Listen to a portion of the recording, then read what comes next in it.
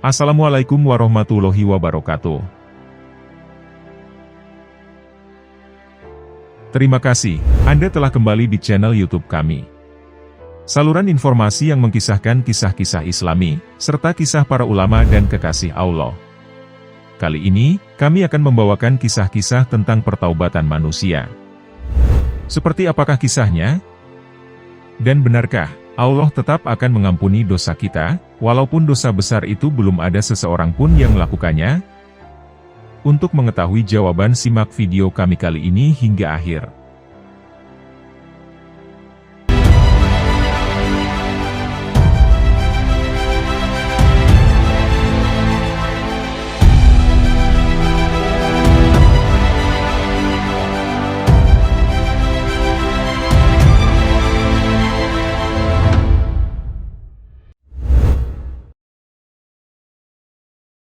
Allah Subhanahu wa Ta'ala adalah Sang Maha Pengampun, lagi Maha Penyayang. Sebanyak dan sebesar apapun dosa hambanya, akan tetap dimaafkan dan akan diampuni, tatkala ia mau bersungguh-sungguh dalam bertaubat. Manusia adalah tempatnya salah dan hilaf. Dalam kehidupan sehari-hari, pastilah ada saja kesalahan yang diperbuat oleh manusia. Mereka yang mendapat rahmat Allah Subhanahu wa Ta'ala, tentu akan langsung tersadar, dan segera memohon ampunan dengan cara taubat nasuha. Dan Allah Ta'ala adalah Maha Penerima Taubat. Hal ini banyak dijelaskan dalam ayat Al-Quran, salah satunya pada surat Al-Maidah, ayat 39. Maka barang siapa bertaubat, di antara pencuri-pencuri itu, sesudah melakukan kejahatan itu dan memperbaiki diri, maka sesungguhnya Allah menerima taubatnya. Sesungguhnya Allah Maha Pengampun lagi Maha Penyayang. Terdapat banyak kisah yang menerangkan tentang pertaubatan seorang manusia kepada Allah Ta'ala. Dan dari kisah-kisah tersebut, dapat kita jadikan muhasabah untuk diri kita masing-masing, agar kita senantiasa memohon ampunan atas dosa yang selalu kita lakukan. Berikut ini telah kami rangkumkan beberapa kisahnya.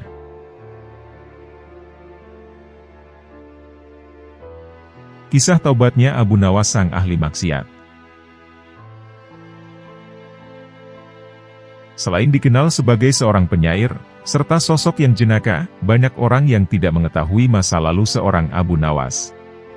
Dahulu, Abu Nawas dikenal sebagai orang yang ahli maksiat. Ia gemar berpesta pora, berfoya-foya, minum minuman keras, berjudi, dan melakukan kebiasaan buruk lainnya. Akan tetapi, di akhir hayatnya dia menyesali segala perbuatannya, yang telah diungkapkan dalam beberapa syairnya. Abu Nawas digambarkan sebagai penyair multivisi, penuh canda, berlidah tajam, penghayal ulung, dan tokoh terkemuka sastrawan. Kepandaiannya dalam menulis puisi telah menarik perhatian Khalifah Harun al-Rasyid. Sehingga, Abu Nawas pun dipanggil untuk menjadi penyair istana pada zamannya. Kehidupan istana mengubah Abu Nawas yang menganut faham hedonisme. Kedekatan Abu Nawas dengan kekuasaan, membuatnya juga pernah merasakan penjara. Karena, suatu ketika Abu Nawas pernah membaca puisi Bani Nidhor, yang dianggap menyinggung Khalifah pada saat itu. Dan tentu saja, sang Khalifah murka kepadanya, dan lantas memenjarakannya. Pada saat hidup di penjaralah, yang telah mengubah titik balik kehidupan Abu Nawas. Selama di penjara, syair Abu Nawas berubah menjadi lebih religius. Jika sebelumnya dia sangat pengah dengan duniawi, yang penuh dengan hura-hura, kini dia lebih pasrah pada kekuasaan Allah Subhanahu wa Ta'ala. Kisah lain juga mengatakan pada saat pertaubatan Abu Nawas. Karena sifatnya yang urak-urakan dan tidak patuh kepada perintah agama. Hal itulah yang membuat Abu Nawas diasingkan dari kaum agamawan dan kaum beradab lainnya. Sampai pada malam Qadar, yaitu pada suatu bulan Ramadan, Abu Nawas masih saja melakukan kebiasaan buruknya. Ia mabuk-mabukan dan minum minuman keras, walau usianya sudah tidak muda lagi. Lalu, ada seorang pria yang tidak dia kenal mendatanginya, dan dia berkata, tanpa banyak bicara, orang itu langsung bicara kepada Abu Nawas. "Wahai Abu Hani, Jika engkau tidak mampu menjadi garam yang melezatkan hidangan, maka janganlah engkau menjadi lalat yang menjijikan, yang akan merusak hidangan itu. Mendengar perkataan itu, Abu Nawas terhentak dan tersadar. Dia merasa hidupnya selama ini penuh dengan kubangan dosa. Bahkan, Abu Nawas langsung mengibaratkan dirinya lebih hina dari seekor lalat. Sejak peristiwa malam itu, Abu Nawas mengganti syairnya menjadi zikir dan perkataan yang baik. Dia mengubah kebiasaan buruknya, yang tadinya dia menghabiskan malam di bar, kini dia menghabiskan malam di masjid. Kisah pertobatan Abu Nawas yang sangat tulus kepada Tuhannya, banyak dituangkan ke dalam berbagai syair.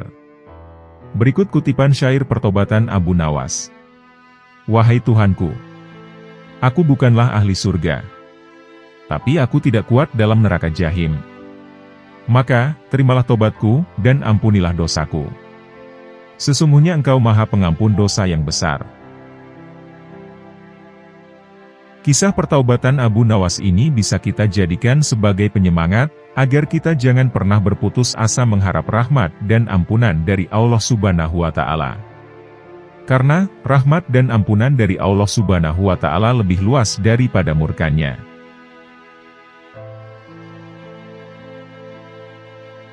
Kisah tangisan sang pendosa. Diriwayatkan, bahwa suatu ketika sahabat Muadz bin Jabal mendatangi Rasulullah, sambil dirinya menangis terseduh-seduh. Melihat hal itu, Rasulullah bertanya kepadanya, "Hal apakah yang membuatmu menangis, wahai Muadz?" Kemudian Muadz menjawab, "Wahai Rasulullah, di depan pintu ada seorang pemuda yang bersih badannya, putih warnanya, tampan mukanya. Ia sedang menangis, seperti tangisan anak kecil yang kehilangan ibunya. Dia ingin menemui engkau."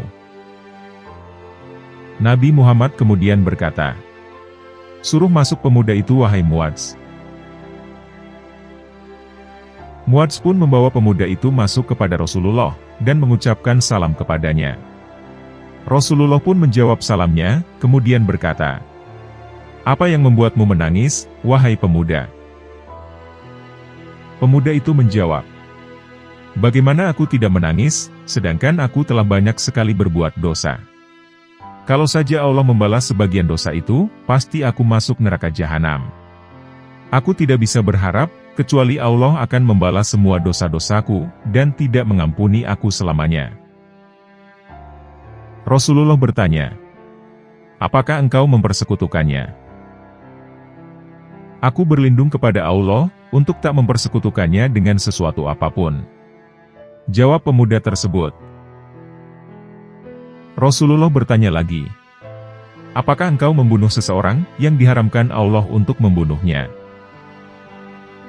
Pemuda itu menjawab, "Tidak pernah, wahai Rasulullah." Kemudian Nabi Muhammad bersabda, "Allah mengampuni dosa-dosamu, meskipun dosamu sebesar gunung yang menjulang ke langit." Namun pemuda malah berkata, "Dosaku lebih besar daripada gunung itu." Nabi terus menenangkannya, "Allah akan mengampuni dosa-dosamu, meskipun dosamu sebesar 7 bumi berikut lautan, pasir, pohon, dan segala yang ada padanya." Kembali pemuda menjawab dengan penuh pesimis, "Dosaku lebih besar daripada itu semua." Nabi Muhammad kemudian menjawab, "Allah tetap akan mengampuni dosa-dosamu, meskipun dosamu sebesar langit, berikut bintang gemintang, dan singgasana beserta kursinya." Pemuda itu malah berkata lagi, "Dosaku lebih besar daripada itu semua." Perawi hadis ini mengatakan, bahwa muka Nabi tampak marah. Kemudian beliau berkata, "Celaka engkau wahai pemuda. Apakah dosa-dosamu yang lebih besar, ataukah Tuhanmu?" Maka tersungkurlah pemuda itu sambil berkata, "Subhanallah. Tuhanku, tidak ada sesuatu pun yang lebih besar daripada Tuhanku."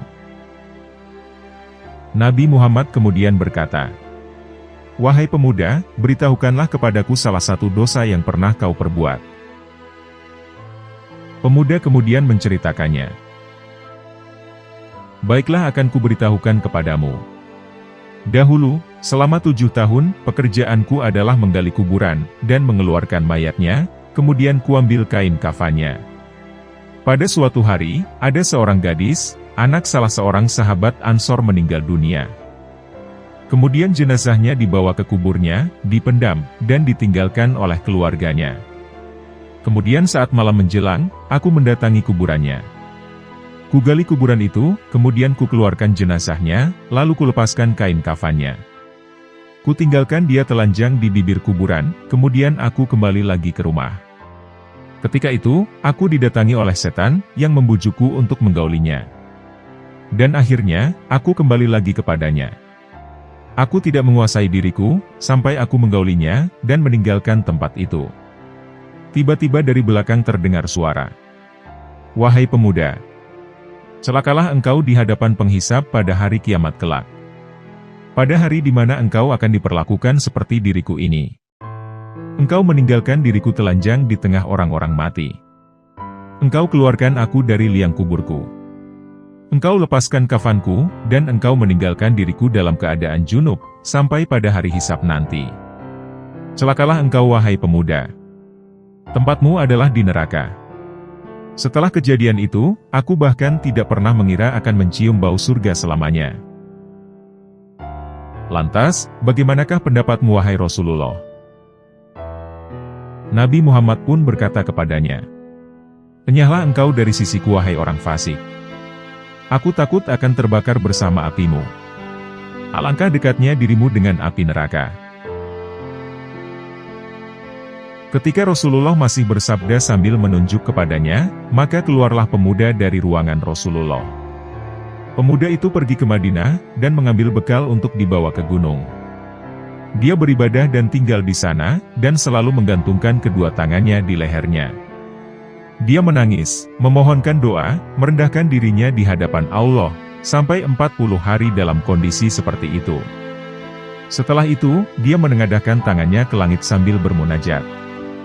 Ya Allah, tidakkah engkau bisa melakukan sesuatu untuk memenuhi hajatku? Jika engkau mengabulkan doaku, maka ampunilah segala kesalahanku, dan berilah wahyu kepada nabimu. Jika engkau tidak mengabulkan doaku, dan tidak mengampuni diriku, dan engkau ingin memberikan sanksi kepadaku, maka segerakanlah itu. Bakarlah diriku sekarang ini dengan api, atau berilah aku siksaan yang menghancurkanku di dunia ini.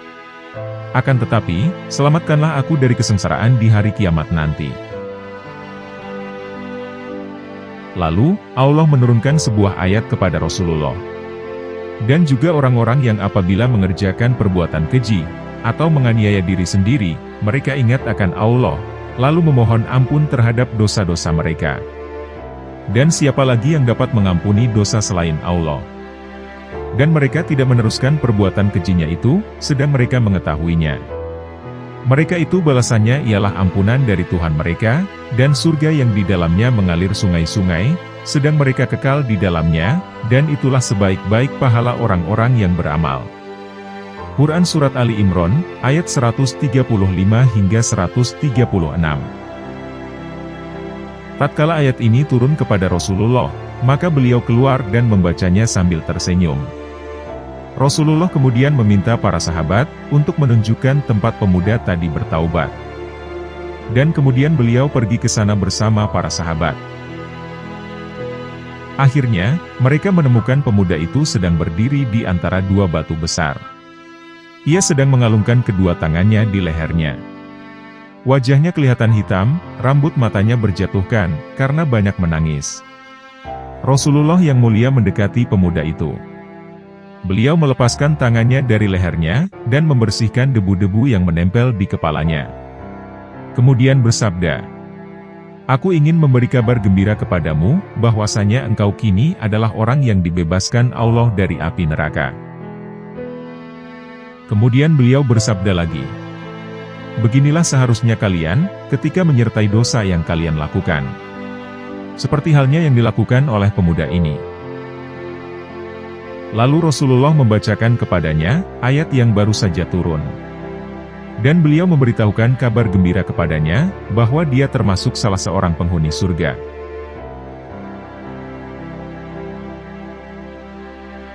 Kisah taubatnya Bishr al-Hafi. Bishr bin Haris. Beliau dikenal juga sebagai Abu Nashr Bishr bin al-Harits al-Hafi. Beliau lahir di dekat kota Merv, sekitar tahun 150 Hijriah, atau 767 Masehi. Setelah meninggalkan hidup berfoya-foya, ia mempelajari hadis di Baghdad. Setelah masa belajarnya selesai, ia kemudian meninggalkan pendidikan formal, untuk hidup sebagai pengemis yang terlunta-lunta, kelaparan, dan bertelanjang kaki. Sehingga, karena kebiasaannya tak memakai alas kaki itulah, ia kemudian dijuluki Al-Hafi.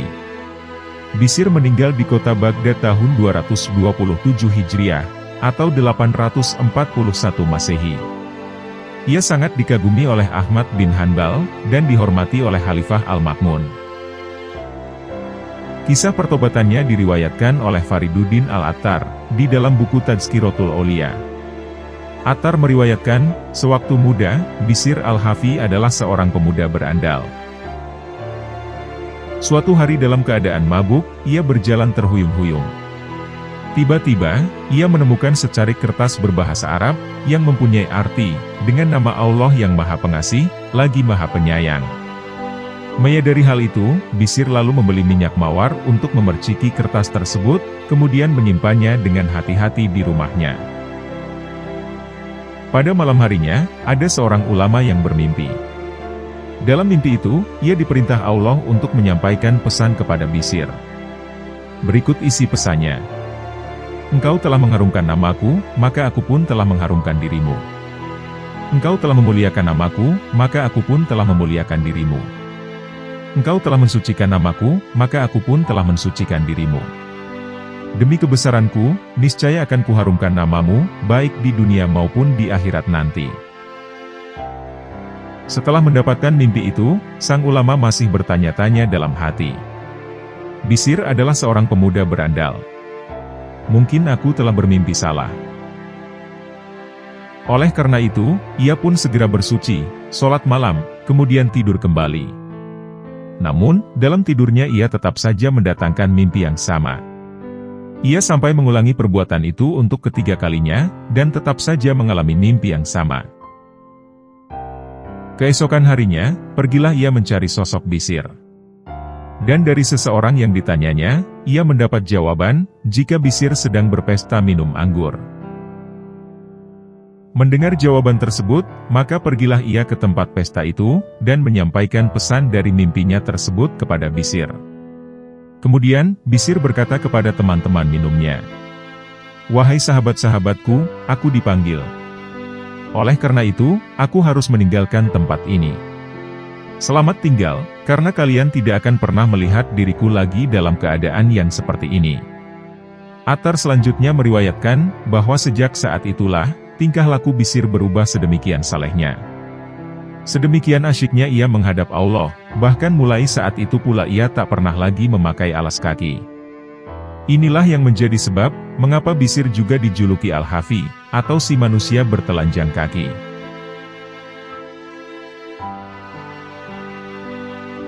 Kisah taubatnya para perampok berkat karomah walinya Allah. Masih membahas tentang Syekh Bishr al-Hafi. Di riwayat yang lain, Bishr al-Hafi memendam keinginannya untuk merasakan daging panggang selama 40 tahun. Hal itu disebabkan, karena dia tidak memiliki uang untuk membelinya.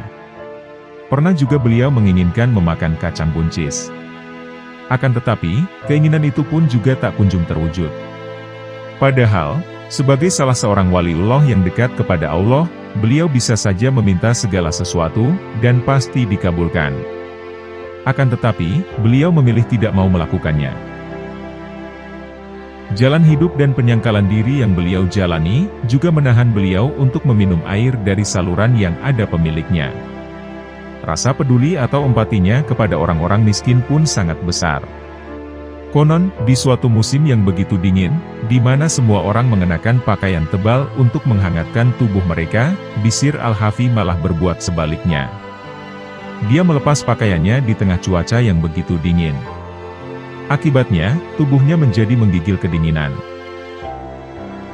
"Wahai Bisir, mengapa kau melepaskan pakaianmu di tengah cuaca yang sangat dingin ini?" teriak orang-orang heran. "Aku teringat orang-orang miskin. Dan aku tidak punya uang untuk membantu mereka. Oleh karena itu, aku ingin turut merasakan penderitaan mereka," jawab Bisir Al-Hafi. Pada suatu malam, ketika Bisir Al-Hafi sedang terbaring menanti ajalnya pada tahun 277 Hijriah, tiba datang seseorang dan mengeluhkan nasibnya kepadanya.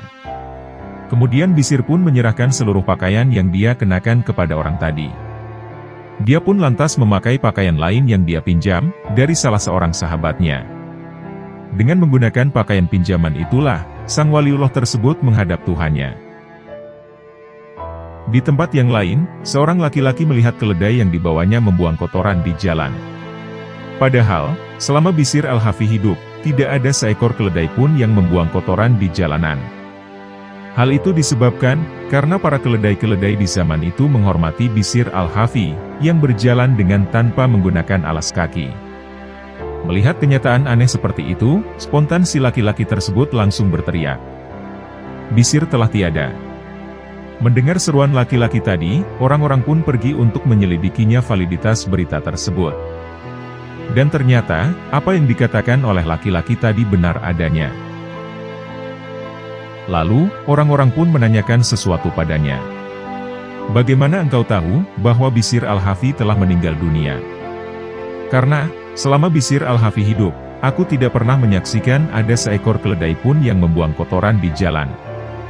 Dan tadi, aku melihat kenyataan yang sebaliknya. Saat itu, keledaiku membuang kotorannya di jalan. Dari itulah aku tahu bahwa Bisir Al-Hafi telah wafat," jawab laki-laki tadi.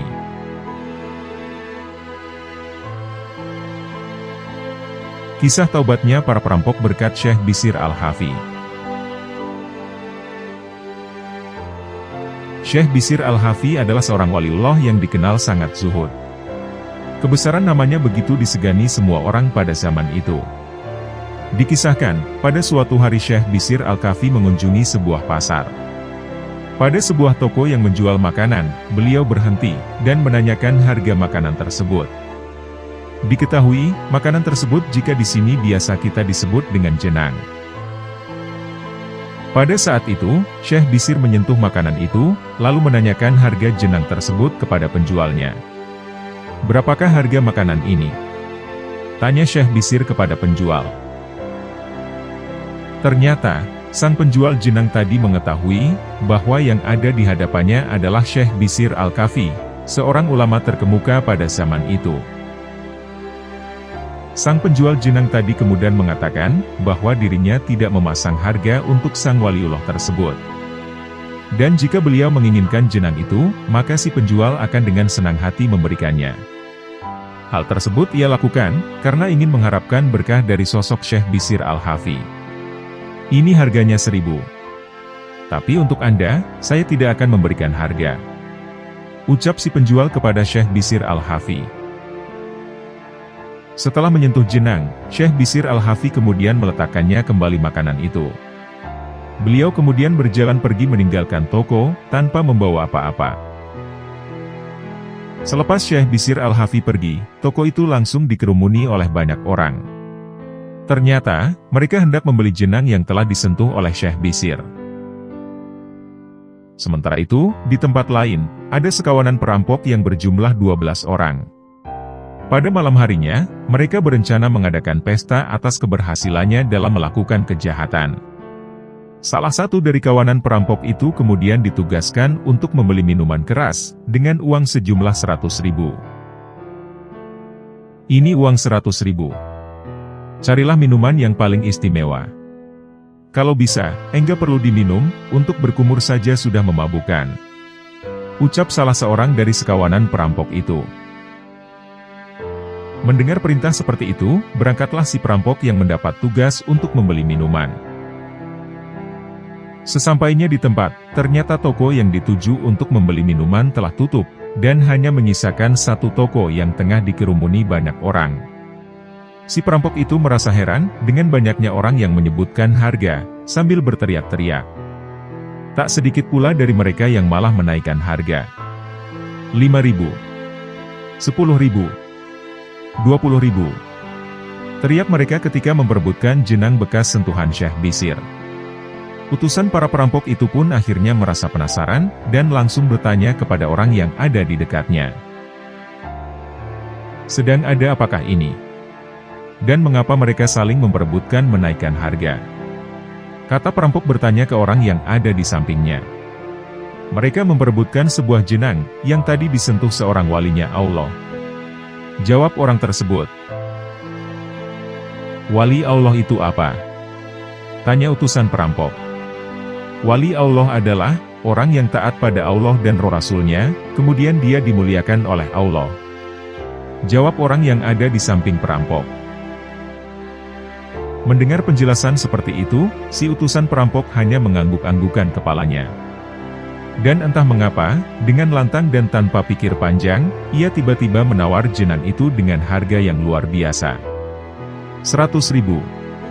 Ucap si perampok dengan lantang ketika menawar. Orang yang melihat itu pun langsung kaget, dan tidak ada yang berani menawar harga di atas itu. Sontak saja, si perampok itu mendapat ucapan selamat, karena telah berhasil membeli jenang yang disentuh walinya Allah, Syekh Bisir Al-Hafi. Akan tetapi, dalam hatinya saat itu merasa tidak enak dengan teman-temannya, yang telah berharap akan dibawakan botol minuman. Dan setibanya di depan teman-teman perampok, dia diserbu berbagai macam pertanyaan. Sebab, yang dibawanya saat itu bukanlah botol minuman, melainkan sebuah jenang. Si perampok itu kemudian menjelaskan maksud dari tujuannya membeli jenang tersebut. Jenang ini bukan sembarang jenang. Jenang ini sangat istimewa, karena telah disentuh seorang wali Allah. Ujar si perampok yang diperintah membeli botol minuman. Siapa itu wali Allah? Tanya seorang pimpinan perampok. Wali Allah adalah orang yang taat pada Allah dan Rasul-Nya, kemudian dia dimuliakan oleh Allah. Jawabnya. Mendengar si perampok yang disuruh membeli minuman itu mengeluarkan dalil, sang pimpinan perampok itu langsung tersentuh hatinya. Kamu itu perampok, tapi bisa berdalil, dan hatiku tersentuh mendengar penuturanmu. Lantas, di mana rumah walinya Allah itu? Aku akan mendatanginya, aku akan bertaubat, dan aku akan menjadi muridnya. Kalian akan aku bebaskan. Silahkan jika ingin tetap menjadi perampok, dan silahkan jika kalian mau ikut aku bertaubat. Ucap sang pemimpin rampok. Masya Allah. Berkat karomah seorang waliullah yang begitu luar biasa, hingga membuat pemimpin berandalan sekalipun dapat luluh. Dan di kemudian hari, akhirnya Allah mengangkat derajat mantan perampok tersebut, dan semua dari mereka juga menjadi wali-walinya Allah. Kisah ini mengikatkan kita, bahwa orang yang taat pada Allah dan Rasul-Nya, pasti mereka memiliki keberkahan tersendiri. Bahkan, terhadap sesuatu benda yang pernah disentuhnya.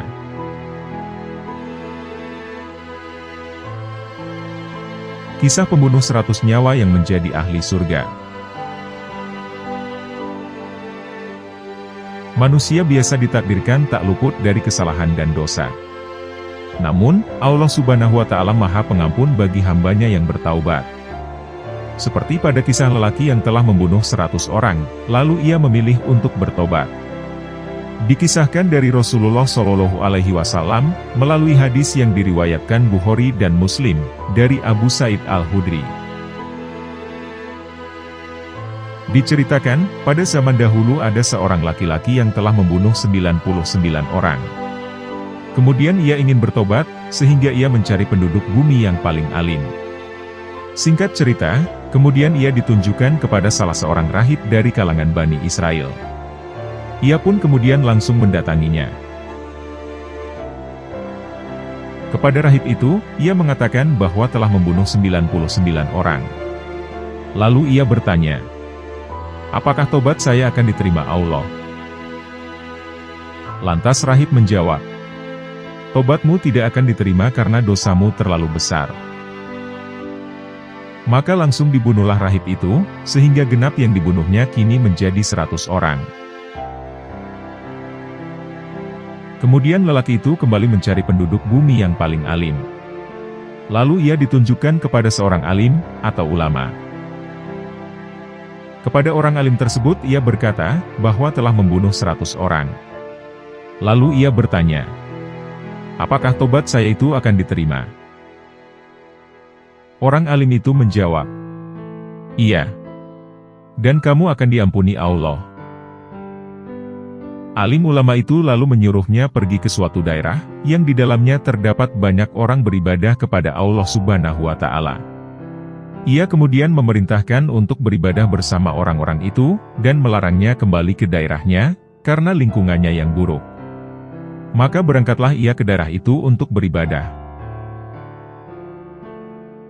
Di tengah perjalanan, tiba-tiba Allah mencabut nyawanya. Maka bertengkarlah malaikat rahmat dengan malaikat azab. Mereka berdebat untuk memperebutkan, siapakah yang lebih berhak mengatasi nasib orang ini. Malaikat rahmat berkata, dia telah datang kepada kami, untuk menghadap kepada Allah yang Maha Tinggi. Lalu malaikat azab berkata, dia tidak pernah berbuat kebaikan sama sekali. Akhirnya, datanglah malaikat yang berwujud manusia, guna menemui kedua malaikat itu. Lantas kedua malaikat itu mengangkatnya sebagai hakim, kemudian malaikat yang terakhir ini berkata, sekarang, ukurlah antara jarak yang sudah tempuh, dengan jarak yang akan dituju.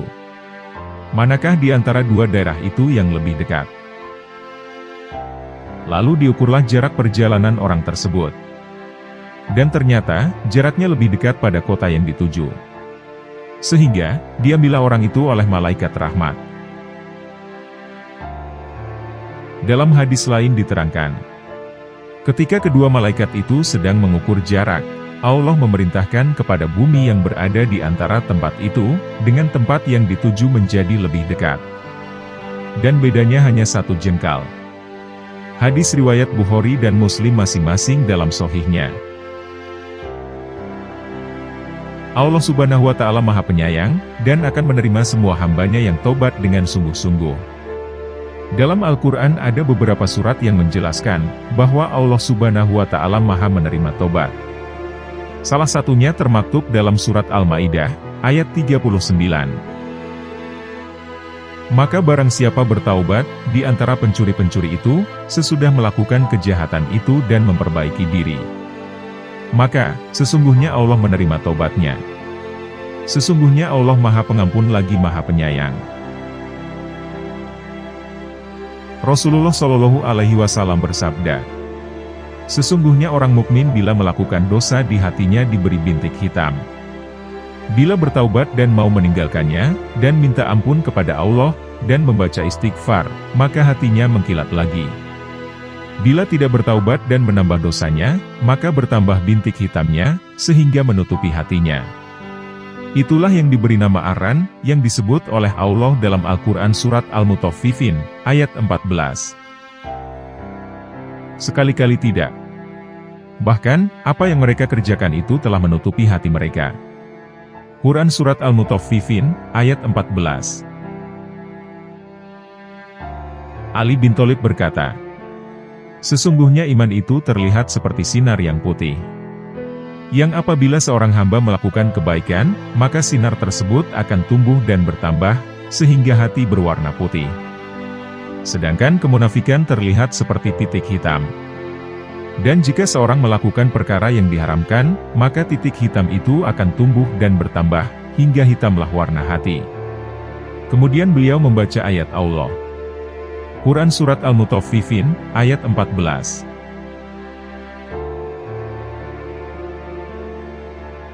Kisah taubat sang ayah berkat anaknya yang kecil. Terdapat kisah nyata yang terjadi di zaman ini. Terdapat seorang penduduk Madinah berusia 37 tahun. Dia telah menikah, dan juga telah dikaruniai beberapa orang anak. Ia termasuk orang yang suka lalai. Ia sering berbuat dosa besar, jarang menjalankan sholat, kecuali sewaktu-waktu saja, atau karena tidak enak dilihat orang lain. Penyebabnya adalah, tidak lain karena ia bergaul akrab dengan orang-orang jahat dan para dukun. Tanpa ia sadari, setan telah setia menemaninya dalam banyak kesempatan. Ia pun bercerita mengisahkan tentang riwayat hidupnya. Saya memiliki anak laki-laki berusia 7 tahun, ia bernama Marwan. Ia adalah anak bisu dan tuli. Ia dididik ibunya, perempuan solikah, dan sangat kuat imannya. Suatu hari, setelah azan maghrib, saya berada di rumah bersama anak saya, Marwan. Saat saya sedang merencanakan di mana berkumpul bersama teman-teman nanti malam, tiba-tiba, saya dikejutkan oleh anak saya. Marwan mengajak saya bicara dengan bahasa isyarat. Yang artinya, mengapa engkau tidak sholat, wahai Abi? Kemudian ia menunjukkan tangannya ke atas, yang artinya, ia mengatakan bahwa Allah yang di langit melihatmu. Terkadang, anak saya melihat saya sedang berbuat dosa. Maka, saya kagum kepadanya yang menakut-nakuti saya dengan ancaman Allah. Anak saya lalu menangis di depan saya, maka saya berusaha untuk merangkulnya, tapi ia kemudian lari. Tak berapa lama, ia pergi ke kamar mandi untuk berwudu, meskipun belum sempurna wudunya, tapi ia belajar dari ibunya yang juga hafal Al-Quran. Ia selalu menasihati saya, tapi belum juga membawa faidah. Kemudian Marwan yang bisu dan tuli itu masuk lagi menemui saya, dan memberi isyarat, agar saya menunggu sebentar. Lalu ia mengerjakan sholat maghrib di hadapan saya. Setelah selesai, ia bangkit dan mengambil mushaf Al-Quran, membukanya dengan cepat, dan menunjukkan jarinya ke sebuah ayat. Yang mana, ayat itu berbunyi, "Wahai ayahku, sesungguhnya aku khawatir, bahwa kamu akan ditimpa azab dari Allah yang Maha Pemurah, sehingga kamu menjadi kawan bagi syaitan." Quran Surat Maryam, ayat 45. Kemudian, ia menangis dengan kerasnya. Dan saya pun ikut menangis bersamanya. Anak saya ini yang mengusap air mata saya. Kemudian ia mencium kepala dan tangan saya. Setelah itu, ia berbicara kepada saya dengan bahasa isyarat yang artinya, "Sholatlah wahai ayahku, sebelum ayah ditanam dalam kubur, dan sebelum datangnya azab." Demi Allah. Saat itu saya merasakan suatu ketakutan yang luar biasa. Segera saya nyalakan semua lampu rumah. Anak saya, Marwan, mengikutiku dari ruangan satu ke ruangan lain, sambil memperhatikan saya dengan aneh. Kemudian, ia berkata kepadaku, dengan bahasa isyarat, "Tinggalkan urusan lampu, mari kita ke masjid besar, yakni Masjid Nabawi." Saya katakan kepadanya, "Biar kita ke masjid dekat rumah saja." Tetapi anak saya bersikeras meminta saya mengantarkannya ke Masjid Nabawi. Akhirnya, saya mengalah. Kami berangkat ke Masjid Nabawi dalam keadaan takut. Dan Marwan masih selalu memandang saya. Kami masuk menuju Raudhoh. Saat itu, Raudhoh penuh dengan manusia. Tidak lama kemudian, datang waktu iqomat untuk sholat Isya. Saat itu, imam masjid membaca firman Allah yang berbunyi, "Hai orang-orang yang beriman, janganlah kamu mengikuti langkah-langkah setan. Barang siapa yang mengikuti langkah-langkah setan, maka sesungguhnya setan itu menyuruh mengerjakan perbuatan keji dan munkar. Jika tidak karena karunia Allah dan rahmatnya kepada kamu sekalian, niscaya tidak seorang pun bersih dari perbuatan-perbuatan keji dan munkar itu selama-lamanya. Tetapi Allah membersihkan siapa saja yang dikehendakinya. Dan Allah Maha Mendengar, dan Maha Mengetahui." Quran Surat An-Nur, ayat 21. Saya tidak kuat menahan tangis. Marwan yang berada di sampingku melihat aku menangis. Dan ia ikut menangis pula. Saat sholat, ia mengeluarkan tisu dari sakuku, dan mengusap air mataku dengannya. Selesai sholat, aku masih menangis, dan ia terus mengusap air mataku. Sejam lamanya aku duduk, sampai anakku mengatakan kepadaku dengan bahasa isyarat, "Sudahlah wahai Abi." Rupanya, ia cemas karena kerasnya tangisanku. Saya katakan kepadanya, agar ia jangan cemas. Akhirnya, kami pulang ke rumah. Malam itu begitu istimewa, karena aku merasa baru terlahir kembali ke dunia. Istri dan anak-anakku menemui kami. Mereka juga menangis, padahal mereka tidak tahu apa yang terjadi. Marwan berkata, bahwa tadi Abi pergi sholat di Masjid Nabawi. Istriku senang mendapat berita tersebut, dari Marwan yang merupakan buah dari didikannya yang baik. Saya ceritakan kepadanya, perihal apa saja yang terjadi antara saya dengan Marwan. Saya katakan, saya bertanya kepadamu dengan menyebut nama Allah, apakah kamu yang mengajarkannya untuk membuka mushaf Al-Quran, dan menunjukkannya kepada saya? Dia bersumpah dengan nama Allah sebanyak 3 kali, bahwa ia tidak mengajarinya. Kemudian ia berkata, bersyukurlah kepada Allah atas hidayah ini. Malam itu adalah malam yang terindah dalam hidup saya. Dan sekarang, alhamdulillah saya selalu sholat berjamaah di masjid, dan telah meninggalkan teman-teman yang buruk semuanya. Saya telah merasakan manisnya iman, dan merasakan kebahagiaan dalam hidup. Suasana dalam rumah tangga saya menjadi harmonis, penuh dengan cinta, dan kasih sayang. Khususnya kepada Marwan, saya sangat cinta kepadanya, karena telah berjasa menjadi penyebab saya mendapatkan hidayah Allah.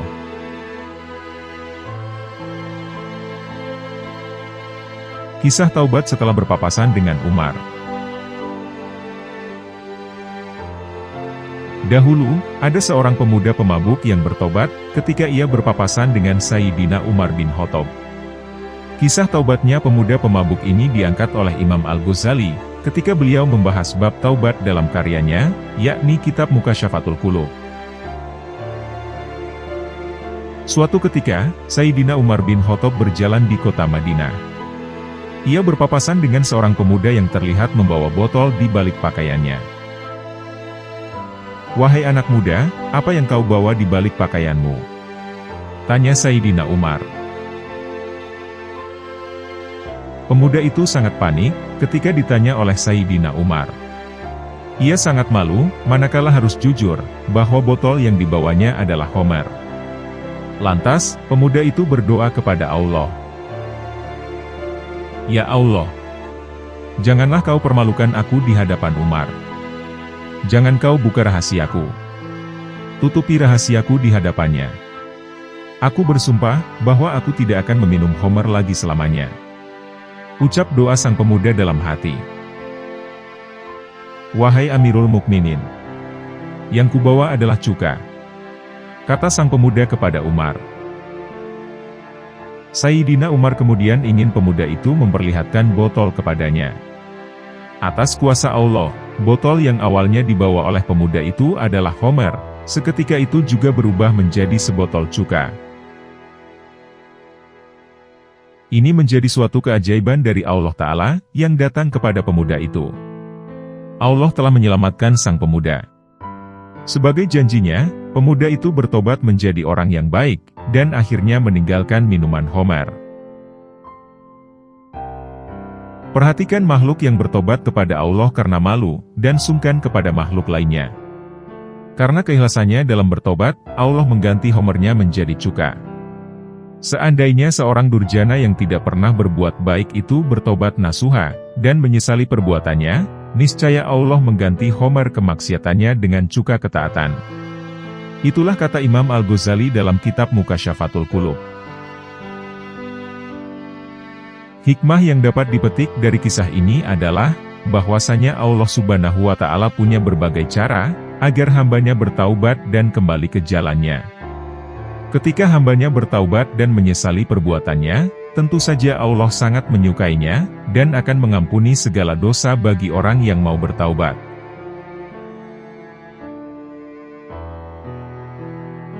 Kisah asal-usul dari istilah taubat nasuha.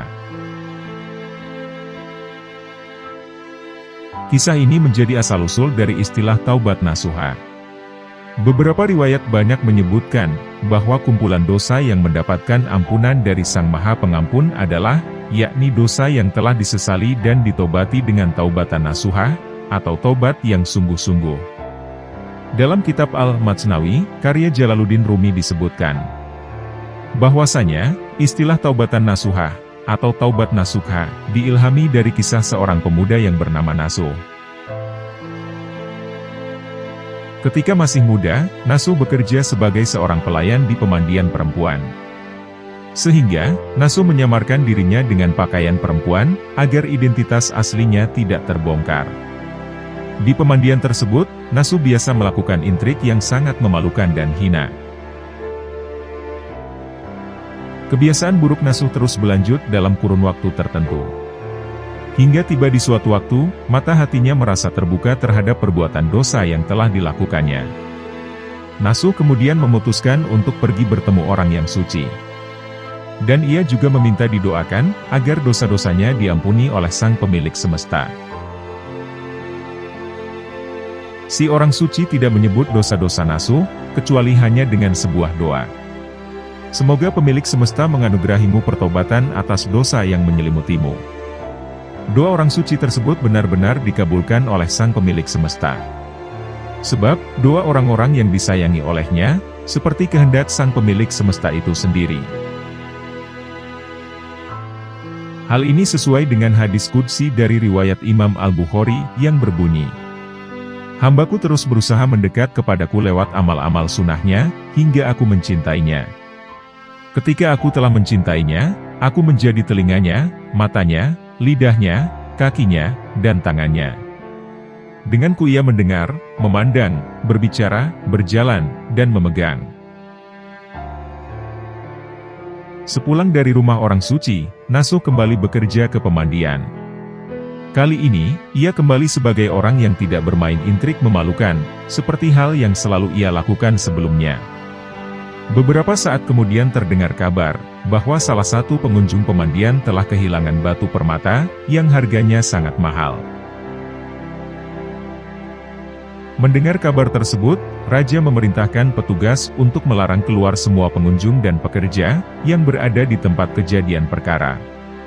Selain melarang keluar dari area pemandian, Raja juga memerintahkan untuk melucuti, dan menggeledah semua pengunjung dan pekerja. Ketika para petugas kerajaan mulai melaksanakan tugasnya, Nasuh diliputi ketakutan dan kecemasan. Sebab, jika jenis kelamin dan penyamarannya terbongkar, maka hukuman mati akan menjadi hadiah yang paling mengerikan bagi Nasuh. Ketika giliran Nasuh dilucuti dan digeledah akan tiba, dalam ketakutan Nasuh berdoa kepada Sang Pemilik Semesta, agar ia selalu diberikan keselamatan. Nasuh berdoa hingga terjatuh pingsan, karena rasa takut yang menjalari seluruh tubuhnya. Ketika Nasuh perlahan mulai sadar dan bangun, Nasuh telah kehilangan sifat alamiahnya, dan ia berubah menjadi makhluk yang benar-benar baru. Setelah benar-benar sadar, Nasuh mengetahui bahwa permata yang hilang telah ditemukan.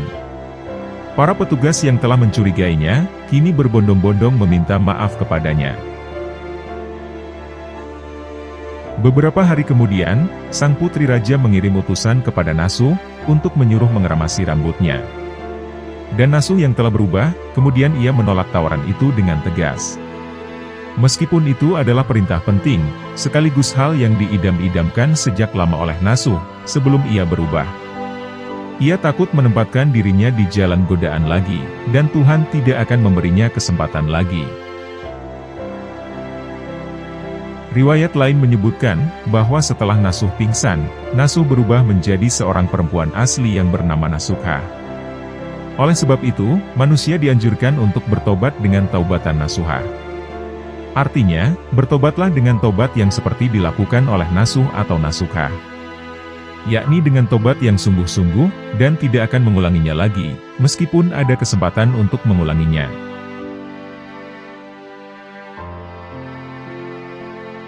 Kisah taubatnya perampok yang menjadi wali besar.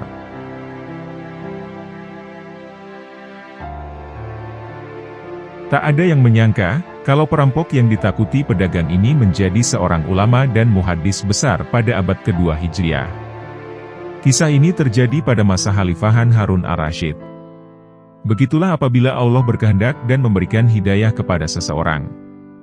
Jangankan kepada perampok, seorang musyrik yang memusuhi Islam pun, bisa menjadi sahabat setia Nabi berkat rahmatnya yang maha pemurah. Dalam kitabnya Al-Mawais Al-Usfuriyah, Syekh Muhammad bin Abu Bakar Usfuri menceritakan sebuah kisah tentang taubatnya seorang perampok. Beliau bernama Fudail bin Iyad yang wafat pada tahun 187 Hijriah. Dahulunya, ia dikenal seorang perampok yang keluar mencari mangsa dari satu daerah ke daerah lain. Pada suatu malam, ketika sedang beraksi merampok orang-orang, ia meletakkan kepalanya di atas pangkuan anak buahnya. Tiba-tiba dari kejauhan terlihat segerombolan orang sedang mendekat. Ketika mereka mulai dekat dengan Fudail, mereka berhenti dan berkata, "Fudail ada di sana bersama anak-anak buahnya. Lantas, hal apakah yang harus kita lakukan?" Mereka akhirnya berpencar menjadi 3 kelompok. Salah satu kelompok dari mereka berkata, "Aku akan memanahnya dari sini. Jika anak panah mengenainya, maka kita akan meneruskan perjalanan. Dan jika tidak mengenainya, maka kita akan kembali pulang." Kemudian orang pertama dari mereka memanah sambil membaca firman Allah. Belumkah datang waktunya bagi orang-orang yang beriman, untuk tunduk hati mereka mengingat Allah. Quran Surat Al-Hadid, ayat 16. Kemudian Fudail berteriak keras dan jatuh tersungkur pingsan. Anak buahnya mengira bahwa Fudail telah terkena anak panah. Kemudian anak buahnya segera memeriksa, apakah Fudail benar-benar terkena anak panah. Setelah Fudail tersadar dari pingsan, ia berkata, "Panah Allah telah mengenaiku." Kemudian, orang kedua dari gerombolan itu memanahkan anak panah ke arah Fudail, sambil ia membaca firman Allah. Maka segeralah kembali mentaati Allah. "Sungguh, aku adalah seorang pemberi peringatan yang nyata dari Allah untuk kalian." Quran Surat Az-Zariyat, ayat 50. Kemudian Fudail berteriak keras lebih keras daripada teriakan pertama. Anak buahnya segera memeriksa kondisi Fudail, apakah ia benar-benar terkena anak panah. Kemudian Fudail berkata, "Wahai anak buahku, panah Allah telah mengenaiku." Kemudian, orang ketiga dari mereka melepaskan anak panah ke arah Fudail, sambil ia membaca firman Allah. "Dan kembalilah kamu kepada Tuhanmu. Dan berserah dirilah kepadanya, sebelum datang azab kepadamu, kemudian kamu tidak dapat ditolong lagi." Quran Surat Az-Zumar, ayat 54. Mendengar hal itu, Fudail berteriak keras lebih keras daripada teriakan pertama dan kedua. Kemudian ia berkata kepada anak buahnya, "Sadarlah dan bertaubatlah kalian semua. Sesungguhnya aku kecewa atas kezoliman merampok, yang telah aku jalani selama ini. Rasa takut kepada Allah telah masuk ke dalam hatiku. Aku tidak akan merampok lagi." Fudail bin Iyad kemudian pergi menuju kota Mekah. Ketika ia telah sampai di tempat yang dekat dengan Nahrawan, Khalifah Harun al-Rasyid menemuinya dan berkata, "Wahai Fudail, aku telah memimpikan sebuah mimpi. Bahwa seolah-olah ada yang menyeru dengan suara keras dengan seruan, sesungguhnya Fudail telah takut kepada Allah. Ia telah memilih mengabdikan dirinya kepadanya. Terimalah ia." Kemudian Fudail berteriak keras dan berkata, "Ya Allah, dengan kemuliaan-Mu dan kekuasaan-Mu, Engkau masih mencintai seorang hamba pendosa, yang telah jauh darimu selama 40 tahun. Demikian sekelumit kisah Fudail bin Iyad, yang bertobat dari perbuatan merampoknya. Allah memberinya hidayah dengan memasukkan rasa takut ke dalam hatinya. Setelah bertobat, Fudail bin Iyad menekuni ilmu agama, dan akhirnya ia menjadi seorang ulama dan muhaddis besar, yang hidup pada abad kedua. Banyak ulama besar mengambil ilmu dari beliau. Di antaranya adalah Syekh Ats-Tsauri, Ibnu Uyainah, Yahya Al-Qattan, Ibnul Mubarak, Imam Syafi'i, Al-Humaidi. Fudail bin Iyad dilahirkan di Samarkand. Beliau tumbuh besar di kota Abyur, dan menulis riwayat-riwayat hadis di kota Kufah. Beliau kemudian bermukim di Mekah, hingga wafat pada tahun 187 Hijriah, atau 803 Masehi. Syekh Fudail menimba ilmu dari beberapa ulama. Di antaranya adalah Syekh Sulaiman At-Tamimi, Humaid At-Tawil, Yahya Al-Ansori, Ja'far Shodiq, Atha bin Said, Mujalin bin Said, Sufyan Ats-Tsauri. Berikut salah satu nasihat beliau yang terkenal. Andai aku punya doa mustajab, maka doa tersebut akan kupakai untuk mendoakan penguasa. Mengapa demikian, wahai Abu Ali? Tanya sebagian orang. Jika doa mustajab itu kupakai untuk diriku sendiri, aku tidak akan mendapatkan balasan. Namun, jika kupakai untuk mendoakan penguasa maka baiknya penguasa akan berdampak kebaikan bagi rakyat dan negeri. Jawab Fudail bin Iyad.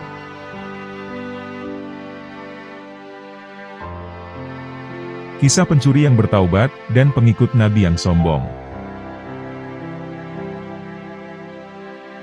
Setiap manusia, pasti ia pernah memiliki kesalahan. Entah itu kesalahan kecil, maupun kesalahan besar.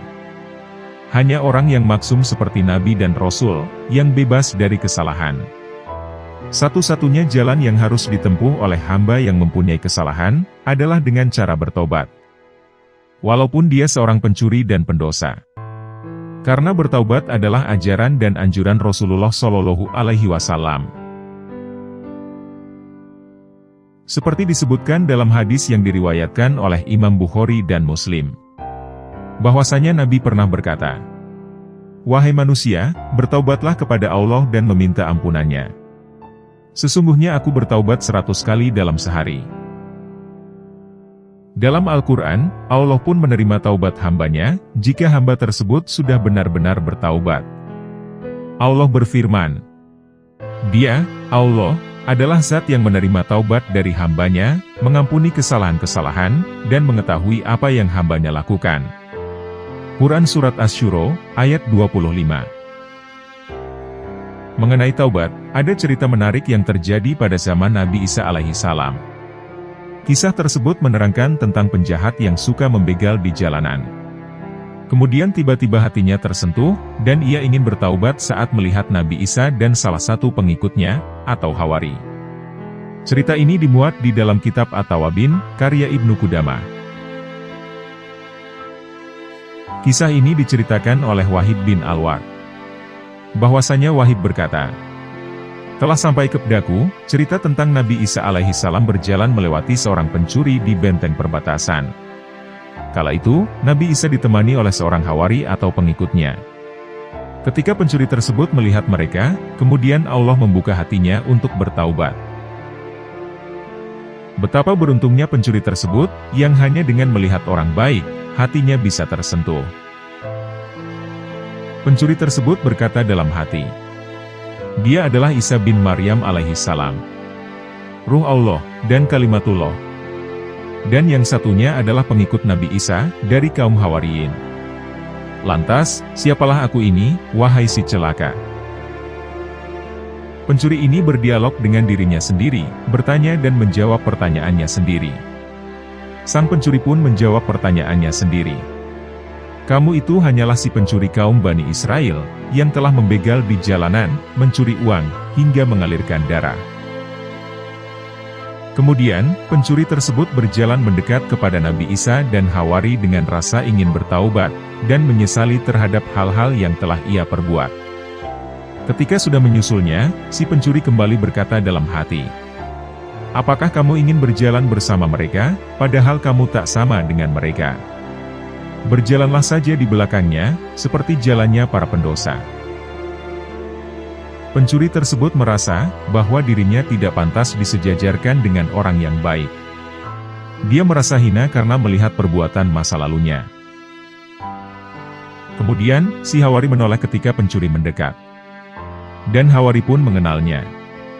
Dia berkata dalam hati, "Lihatlah orang jahat dan celaka itu, yang berjalan di belakang." Allah pun melihat isi hati pencuri tersebut, yaitu penyesalan dan pertaubatan. Sementara, dari hati Hawari berisi penghinaan kepada si pencuri, dan perasaan yang lebih mulia darinya. Maka Allah Ta'ala memberi wahyu kepada Nabi Isa, berupa perintah kepada Hawari dan pencuri, untuk memulai amalnya dari nol. Bagi pencuri, sudah terampuni dosa-dosa yang sudah berlalu, karena penyesalan dan taubatnya. Bagi Hawari, telah terhapuskan semua amalnya. Hal itu disebabkan karena ia bangga terhadap dirinya sendiri, dan penghinaannya terhadap pencuri yang sedang bertaubat.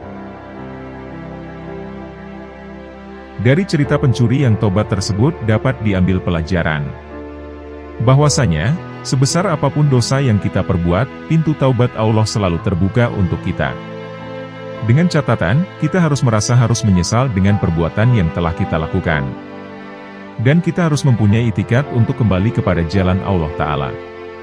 Kita juga tidak boleh meremehkan orang lain yang memiliki masa lalu kurang baik. Apalagi, orang tersebut sudah bertaubat sungguh-sungguh kepada Allah. Pencuri yang tobat, lebih baik daripada orang yang setiap hari berbuat baik, namun ia sombong. Akan percuma amal ibadah yang kita lakukan selama ini, jika kita masih meremehkan orang lain.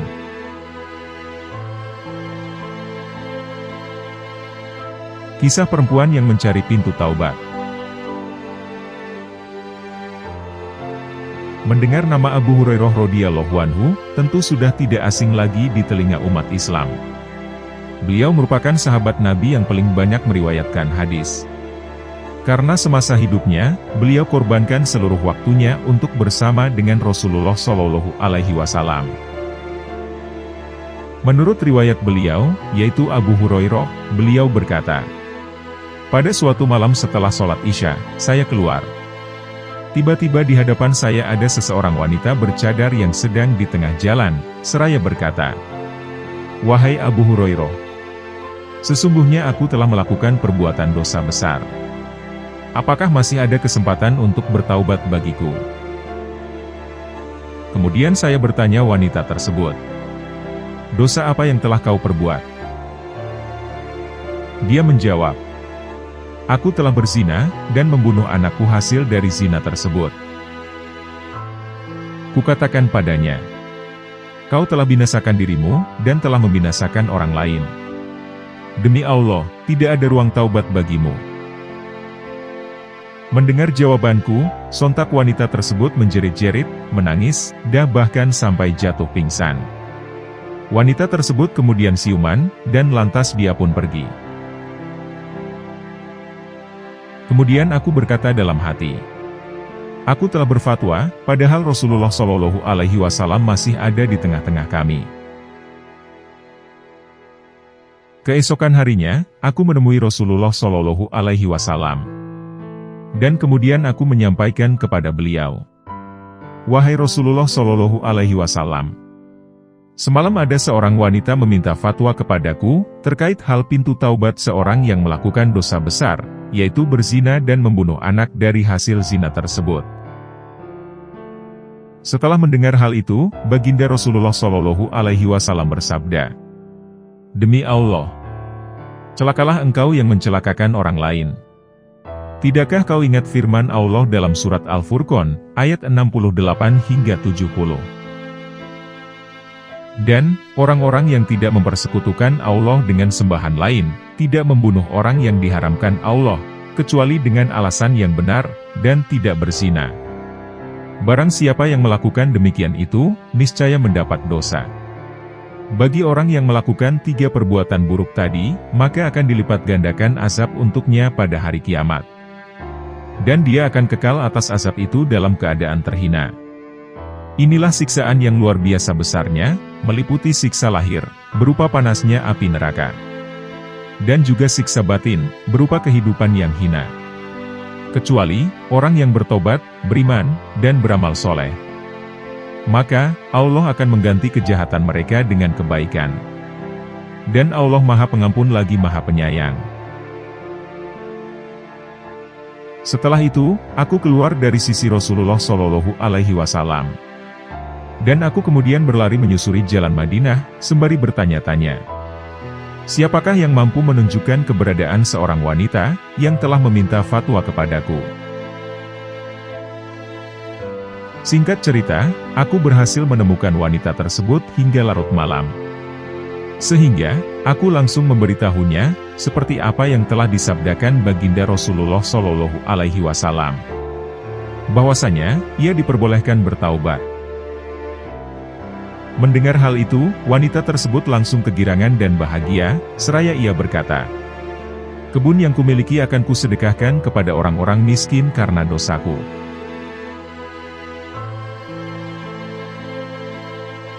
Kisah taubatnya orang-orang soleh. Dalam kitabnya At-Tawabin, atau orang-orang yang bertobat, seorang ulama besar yang bernama Ibnu Qudamah Al-Maqdisi, beliau mengupas tentang kisah pertobatan orang-orang yang pernah berbuat kesalahan. Mulai dari tobatnya malaikat Harut dan Marut, para nabi, para sahabat nabi, umat para nabi, penguasa umat terdahulu, para pemimpin umat Islam, wali-wali Allah, hingga tobatnya orang yang masuk Islam. Inilah kitab yang kutulis. Di dalamnya banyak disebutkan kisah nyata orang-orang yang bertobat, yang tidak lain hanyalah untuk dijadikan pelajaran, teladan, sekaligus penghormatan kepada mereka. Ujar ulama kelahiran Baitul Maqdis Palestina itu. Sebelum mengungkapkan kisah-kisah tobatnya orang-orang yang sempat salah jalan, Ibnu Qudamah menjelaskan tentang langkah-langkah yang perlu dilakukan seseorang yang akan bertobat. Menurutnya, untuk mencapai tobat nasuha, seorang hamba perlu introspeksi diri. Seseorang yang telah mengoreksi dirinya akan mengetahui mana yang benar. Ungkap Ibnu Qudamah. Selain itu, tobat pun harus diapit dengan dua muhasabah, yakni muhasabah sebelum tobat dan muhasabah sesudah tobat. Muhasabah sebelum tobat akan melahirkan sikap mau belajar dari peristiwa atau kejadian yang telah dilalui. Hal itu sangat penting, agar seorang hamba tak terjatuh ke dalam kubangan yang sama untuk kedua kalinya. Menurutnya, tobat adalah pokok permulaan hidup seseorang, sekaligus menjadi roh akhir hidup seseorang. Orang yang bertobat, seperti dijanjikan Allah Subhanahu wa Ta'ala, akan meraih keuntungan. Quran Surat An-Nur, ayat 31. Dan orang yang tak mau bertobat adalah orang-orang yang zalim. Quran Surat Al-Hujurat, ayat 11. Tobat adalah kembalinya seorang hamba kepada Allah. Papar Ibnu Qudamah. Seseorang tak bisa menempuh jalan tobat, kecuali dengan hidayah Allah, yaitu jalan yang lurus. Menurutnya, hidayah Allah tidak bisa didapat, tanpa dia mendapat pertolongan Allah dan mengesahkannya. Tobat adalah kembalinya seorang hamba kepada Allah. Ibnu Qudamah menjelaskan, ada 3 syarat dan hakikat tobat. Pertama, menyesal atas terjadinya perbuatan buruk. Kedua, melepaskan diri dari perbuatan buruk. Ketiga, keinginan kuat untuk tidak melakukannya lagi. Ketiga syarat tersebut harus ada dan dikerjakan bersama-sama, serentak, serta dilakukan pada waktu yang sama. Ungkapnya. Dalam kitabnya itu, Ibnu Qudamah juga menjelaskan tanda-tanda orang yang tobatnya diterima Allah Subhanahu wa Ta'ala. Pertama, keadaannya lebih baik dari sebelumnya. Kedua, senantiasa merasa takut kepada Allah dan merasa tidak aman dari siksa Allah. Ketiga, merasa tenang dan tak ada beban dalam hidup. Inilah hasil dari istiqomah setelah melepas seluruh kemaksiatan dan kezoliman masa lalu. Ibnu Qudamah juga mengungkapkan kisah-kisah tobatnya para nabi. Di antaranya adalah, kisah taubatnya Nabi Adam alaihissalam, Nabi Nuh alaihissalam, Nabi Musa alaihissalam, Nabi Daud alaihissalam, Nabi Sulaiman alaihissalam, dan Nabi Yunus alaihissalam. Nabi Nuh alaihissalam misalnya, beliau pernah ditegur Allah Subhanahu wa Ta'ala atas kekeliruan yang tak diketahuinya. Awalnya beliau berpikir bahwa keluarga adalah orang yang harus dibela, walaupun tak patuh kepada Allah Subhanahu wa Ta'ala. Nabi Nuh pun memohon dan memanjatkan doa. Ya Tuhanku, sesungguhnya anakku termasuk keluargaku, dan sesungguhnya janji Engkau itulah yang benar. Namun di hadapan Allah Subhanahu wa Ta'ala, sekalipun anak atau istri Nabi, kalau tak seiman, tak mengikuti tuntunan Allah, maka mereka bukanlah keluarga. Lalu, Allah Subhanahu wa Ta'ala menegur Nabi Nuh alaihissalam. Wahai Nuh, sesungguhnya dia bukanlah termasuk keluargamu, yang dijanjikan akan diselamatkan. Sesungguhnya perbuatannya tidak baik. Sebab itu, janganlah kamu memohon kepadaku sesuatu yang kamu tak mengetahui hakikatnya. Sesungguhnya, aku memperingatkan kepadamu, supaya kamu jangan termasuk orang-orang yang tidak berpengetahuan. Menurut Ibnu Qudamah, Nabi Nuh alaihissalam pun tersadar dari kesalahannya. Dan beliau lalu bertobat, menangis selama 300 tahun lamanya, sehingga dari tetesan air matanya terbentuklah kubangan seperti telaga. Dalam tobatnya, Nabi Nuh alaihissalam berdoa, "Ya Tuhanku, sesungguhnya aku berlindung kepada Engkau, dari memohon kepada Engkau sesuatu yang aku tiada mengetahui hakikatnya. Dan sekiranya Engkau tidak memberi ampun kepadaku, niscaya aku akan termasuk orang-orang yang merugi."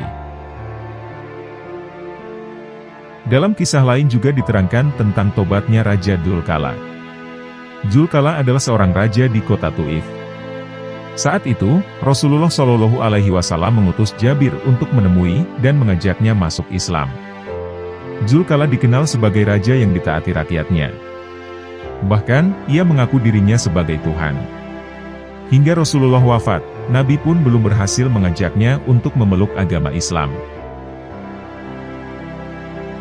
Ketika Khalifah Umar bin Khattab berkuasa, barulah Dzulkala tertarik pada Islam. Ia lalu mengirim seorang utusan yang didampingi 8.000 orang untuk menemui Khalifah Umar. Hingga akhirnya, sang raja itu masuk Islam, dan kemudian membebaskan 4.000 budak. Umar berkata, "Wahai Dzulkala, jualah kepadaku sisa budak yang ada di bawah kekuasaanmu. Aku akan bayar sepertiga dengan uang kontan di sini, sepertiga dengan negeri Yaman, dan sepertiga dengan Syam." Dzulkala menjawab, "Beri aku kesempatan hari ini untuk berpikir." Dan ia lalu pulang ke istananya. Sampai di kediamannya, semua budaknya dimerdekakan. Besoknya, ia menemui lagi Khalifah Umar.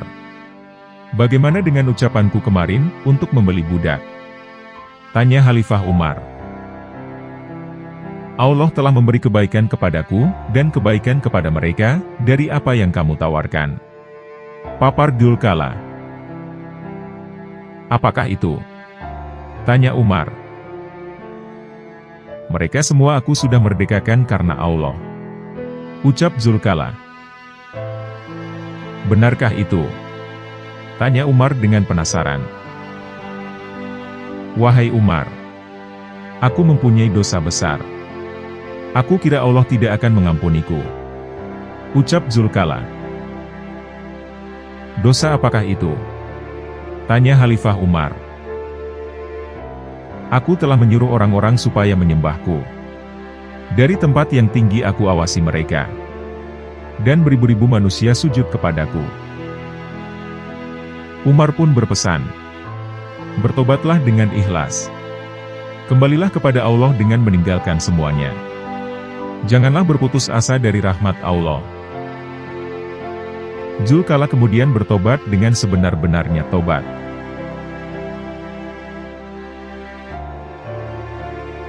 Kisah taubatnya sahabat Salabah. Salabah bin Abdurrahman radhiyallahu anhu adalah salah seorang sahabat yang mulia. Beliau berasal dari kalangan Ansor, dan selalu setia melayani Rasulullah Shallallahu Alaihi Wasallam, dan itu dilakukannya sejak dirinya masuk Islam. Suatu ketika, Salabah dalam sebuah perjalanan, untuk menunaikan sebuah urusan. Secara tidak sengaja, Salabah melihat aurat seorang wanita Ansor. Rasa takutnya akan Allah Subhanahu wa Ta'ala muncul seketika. Ia takut, jika Allah Subhanahu wa Ta'ala akan menurunkan wahyu, atas apa yang telah terjadi. Maka ia pun berlari, hingga mencapai pegunungan. Ia kemudian memilih tinggal di sana, dan senantiasa bertaubat, serta menangis kepada Allah Subhanahu wa Ta'ala selama 40 hari. Malaikat Jibril alaihissalam menyampaikan perihal ini kepada Rasul Shallallahu Alaihi Wasallam. Sehingga, Rasulullah meminta kepada beberapa sahabat Ansor untuk menjemputnya. Ketika sampai Madinah, Rasulullah Shallallahu Alaihi Wasallam sedang memimpin sholat berjamaah. Maka, sholatlah mereka semua. Namun, sahabat Salabah masih dengan rasa berdosanya, dan ia memilih syaf yang paling belakang. Ketika ia mendengar ayat Quran yang sedang dibaca Rasul Shallallahu Alaihi Wasallam, ia pun seketika menjadi pingsan. Selesai mengerjakan sholat, Rasulullah Shallallahu Alaihi Wasallam membangunkannya, dan menanyakan perihal dirinya. "Apa yang menyebabkan kau pergi dariku?" tanya baginda Rasul. "Dosaku, ya Rasulullah," jawabnya. "Bukankah aku pernah menunjukkan ayat yang dapat menghapus dosa dan kesalahan?" tanya sang Rasul. "Benar sekali. Akan tetapi, dosaku teramat besar, ya Rasulullah," jawabnya. "Akan tetapi, kalam Allah itu lebih besar lagi," jawab Rasulullah Shallallahu Alaihi Wasallam. Setelah itu, Rasulullah Shallallahu Alaihi Wasallam memerintahkan agar Salabah bersedia dibawa ke rumahnya. Namun setelah sampai di rumah, sahabat Salabah jatuh sakit, hingga akhirnya Rasulullah Shallallahu Alaihi Wasallam yang mendengar kabar sakitnya. Maka, Salabah masih malu karena rasa bersalahnya. Dan ia selalu menggeser kepalanya dari pangkuan Rasulullah Shallallahu Alaihi Wasallam. "Mengapa kamu geser kepalamu dari pangkuanku?" tanya Rasulullah Shallallahu Alaihi Wasallam. "Karena kepala kami ini penuh dosa," jawab Salabah. "Apa yang kamu keluhkan?" tanya Nabi Shallallahu Alaihi Wasallam kepadanya. "Seperti ada gerumutan semut-semut di antara tulangku, dagingku, dan kulitku," jawab Salabah radhiyallahu anhu. "Lantas, sekarang apa yang kamu inginkan?" tanya Nabi Shallallahu Alaihi Wasallam. "Aku hanya menginginkan ampunan dari Robku," jawabnya. Kemudian turunlah malaikat Jibril alaihissalam kepada Nabi Shallallahu Alaihi Wasallam. Ia diturunkan untuk membawa wahyu dari Allah Subhanahu wa Ta'ala. "Andai kata hambaku ini menghadapku dengan kesalahannya sepenuh bumi, maka aku akan menyambutnya dengan ampunanku sepenuh bumi pula." Nabi Shallallahu Alaihi Wasallam menyampaikan wahyu tersebut kepada Salabah radhiyallahu anhu. Dan seketika ia terpekik dan meninggal. Maka Rasulullah Shallallahu Alaihi Wasallam memerintahkannya agar ia segera dimandikan dan dikafani. Ketika selesai mensolatinya, beliau Shallallahu Alaihi Wasallam berjalan sambil berjingkat. Salah seorang sahabat menanyakan, mengapa Rasulullah Shallallahu Alaihi Wasallam berjalan sambil berjingkat seperti itu. "Demi Zat yang telah mengutusku dengan benar sebagai Nabi. Sungguh, aku tidak mampu meletakkan kakiku di atas bumi, karena malaikat yang turut melayat Salabah sangatlah banyak," jawab Rasulullah Shallallahu Alaihi Wasallam. Kisah Salabah radhiyallahu anhu, seorang sahabat yang mulia, memberikan kita beberapa hikmah. Ada keagungan dalam sikap Salabah radhiyallahu anhu dalam menyikapi rasa bersalahnya. Kesalahan Salabah radhiyallahu anhu mungkin merupakan sebuah kesalahan yang sepele untuk kita. Namun, tidak untuk seorang Salabah radhiyallahu anhu. Yang dianggap sebagai dosa besar bagi Salabah adalah secara tidak sengaja melihat aurat seorang wanita. Ketidaksengajaan inilah yang memicu penyesalan dan taubat dari Salabah radhiyallahu anhu. Sedemikian mulia akhlakmu, wahai Salabah. Riwayat ini dikisahkan oleh Jabir bin Abdullah Al-Ansori. Dan dikutip dari Muhtasyar Kitab At-Tawabiin yang ditulis oleh Ibnu Qudamah Al-Maqdisi.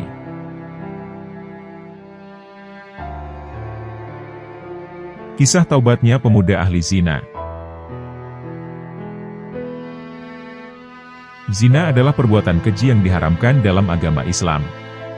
Bahkan dalam Al-Quran, Allah Subhanahu wa Ta'ala secara khusus menyebutkan zina sebagai perbuatan yang buruk. Zina termasuk salah satu perbuatan dosa besar, yang tidak akan diampuni, kecuali pelakunya melakukan taubat nasuha. Surat Al-Isra ayat 32 menyebutkan larangan mendekati zina. Dan janganlah kamu mendekati zina. Sesungguhnya zina itu adalah suatu perbuatan yang keji, dan suatu jalan yang buruk. Kisah berikut ini menceritakan tentang taubatnya pemuda yang sering zina. disebutkan kisah tentang seorang pemuda yang taubatnya diterima Allah Subhanahu wa Ta'ala. Kisah ini dibagikan oleh Syekh Ash-Shibli. Suatu ketika, Syekh Ash-Shibli memasuki sebuah perkampungan. Di sana, ia bertemu seorang pemuda yang usianya masih belia. Pemuda itu bertubuh kurus, rambutnya kusut penuh debu, dan baju yang dipakainya pun kumal. Pertama kali Syekh Ash-Shibli melihatnya, pemuda itu sedang membolak-balikan pipinya di tanah makam. Selanjutnya, pemuda itu memandang ke langit, dan menundukkan kepalanya sangat lama. Melihat pemandangan tersebut, Syekh Ash-Shibli tertegun. Pemuda ini juga terlihat menangis, sambil terus mengucap doa, zikir, dan memohon ampunan Allah Subhanahu wa Ta'ala. Saking sungguh-sungguhnya, pemuda ini sama sekali tidak memperdulikan keadaan sekitar. Syekh Ash-Shibli kemudian mendekati pemuda itu. Namun, pemuda ini justru lari meninggalkannya. Syekh Ash-Shibli memanggil pemuda ini. "Wahai kekasih Allah, kasihanilah aku," teriaknya. "Allah," jawab pemuda itu. "Dengan hak Allah, aku mohon agar engkau sabar menungguku," ujar Syekh Ash-Shibli yang kelelahan mengejarnya. "Allah," jawab pemuda itu. "Bila perkataanmu itu benar, maka tunjukkanlah kesungguhanmu dalam beribadah kepada Allah," kata Syekh Ash-Shibli. "Ya Allah," teriak pemuda itu lebih keras. Setelah teriakan itu, tiba-tiba tubuh pemuda tersebut terkulai lemas, dan jatuh ke tanah. Ketika Syekh Ash-Shibli memeriksanya, ternyata pemuda tersebut telah meninggal dunia. Syekh Ash-Shibli sangat takjub melihat kesungguhannya beribadah. Kemudian, Syekh Ash-Shibli mengucapkan kalimat hauqalah. Tiada daya dan upaya, selain berasal dari Allah. Setelah itu, Syekh Ash-Shibli bergegas mengurus jenazah pemuda tersebut. Ia letakkan jenazah pemuda ini di tempat yang baik, lalu ia pergi untuk menyiapkan perlengkapan untuk pemakaman. Alangkah terkejutnya Syekh Ash-Shibli setelah itu, ketika melihat jenazah pemuda tersebut. Jenazah yang tadi ia taruh, tiba-tiba hilang tanpa bekas. Ia pun mengira, kalau jenazah itu sudah diurus oleh orang yang lewat, saat tadi dirinya pergi. Kemudian, atas izin Allah Subhanahu wa Ta'ala, terjadilah dialog antara Syekh Ash-Shibli dengan malaikat. "Wahai Shibli, akulah yang mengurus jenazah pemuda itu. Tidak ada orang lain yang mengurus jenazahnya, kecuali para malaikat. Oleh karena itu, senantiasalah engkau beribadah kepada Tuhanmu, dan bersodakohlah dengan hartamu. Pemuda ini tidak akan mencapai derajat tertinggi seperti sekarang ini, kecuali dengan amalan bersodakohnya," ucap suara misterius yang berasal dari malaikat. Diketahui, ternyata pemuda ini mendapat hidayah sebelum bertaubat kepada Allah Subhanahu wa Ta'ala. Hidayah ini berupa mimpi, yang dikirimkan malaikat atas perintah Allah Subhanahu wa Ta'ala. Apa sodakoh yang telah dilakukannya, sehingga ia mencapai derajat tertinggi? Tanya Syekh Ash-Shibli.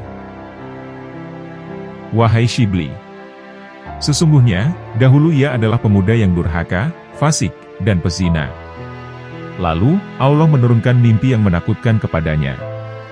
Dalam mimpi tersebut, kemaluannya berubah menjadi ular yang berputar-putar, hingga kemudian masuk mulutnya.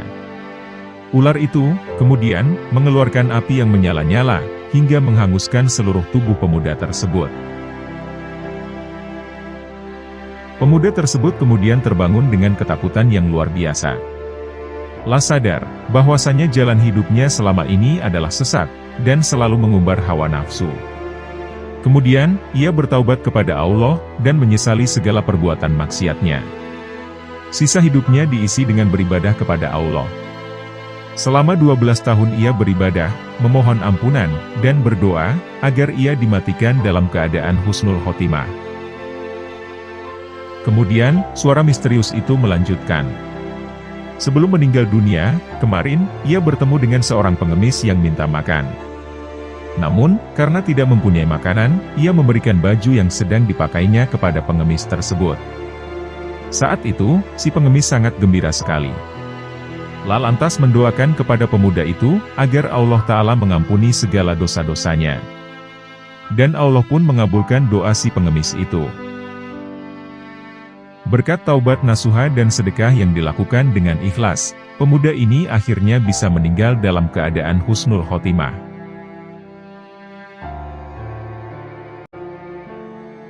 Kisah taubatnya 3 sahabat Nabi. Berikut ini adalah kisah pertobatan dan kejujuran 3 orang sahabat, yang mereka tidak ikut perang Tabuk bersama Nabi Muhammad dan para sahabat. Setelah menempuh perjalanan panjang dan lama dari Tabuk, Nabi Shallallahu Alaihi Wasallam dan kaum muslimin tiba di Madinah. Setibanya di sana, Rasulullah memasuki masjid, lalu sholat 2 rakaat. Demikianlah kebiasaan beliau usai melakukan perjalanan jauh. Kemudian Rasulullah Shallallahu Alaihi Wasallam duduk, dan orang-orang yang tidak ikut perang Tabuk mulai berdatangan menemui beliau, sambil menjelaskan alasan mereka tidak ikut. Orang-orang munafik yang tidak ikut dalam peperangan tersebut menyebutkan berbagai alasan dusta. Namun, Nabi Shallallahu Alaihi Wasallam tetap menerima alasan-alasan yang mereka ucapkan. Beliau membayat mereka kembali, dan memohonkan ampunan untuk mereka. Sedangkan, urusan hati mereka diserahkan kepada Allah Subhanahu wa Ta'ala. Di antara yang tidak ikut dalam perang Tabuk adalah 3 orang sahabat Rasulullah yang mulia, yaitu Ka'ab bin Malik, Hilal bin Umayyah, dan Murarah bin Ar-Rabi radhiyallahu anhu. Berbeda dengan orang-orang munafik yang menyampaikan alasan palsu, ketiganya menyampaikan kondisi mereka yang sebenarnya. Mereka mengaku tidak memiliki uzur, yang menghalangi mereka untuk mengikuti Rasulullah dalam perang Tabuk tersebut. Mereka melakukan itu dengan harapan, agar Allah Azza wa Jalla berkenan mengampuni kesalahan yang telah mereka lakukan itu. Aku tidak pernah tertinggal dari Rasulullah dalam peperangan yang beliau lakukan, kecuali saat perang Tabuk. Walaupun aku pernah tertinggal dari perang Badar, Rasulullah Shallallahu Alaihi Wasallam tidak mencelaku, dan siapapun yang tertinggal. Karena waktu itu kami mengira, bahwa Rasulullah Shallallahu Alaihi Wasallam keluar hanya untuk menghadang kafilah dagang Quraisy. Hingga akhirnya, Allah Azza wa Jalla mempertemukan beliau Shallallahu Alaihi Wasallam dengan musuh-musuhnya. Aku belum pernah merasa lebih kuat dan lebih mudah, daripada keadaanku ketika tertinggal dari beliau dalam perang Tabuk tersebut.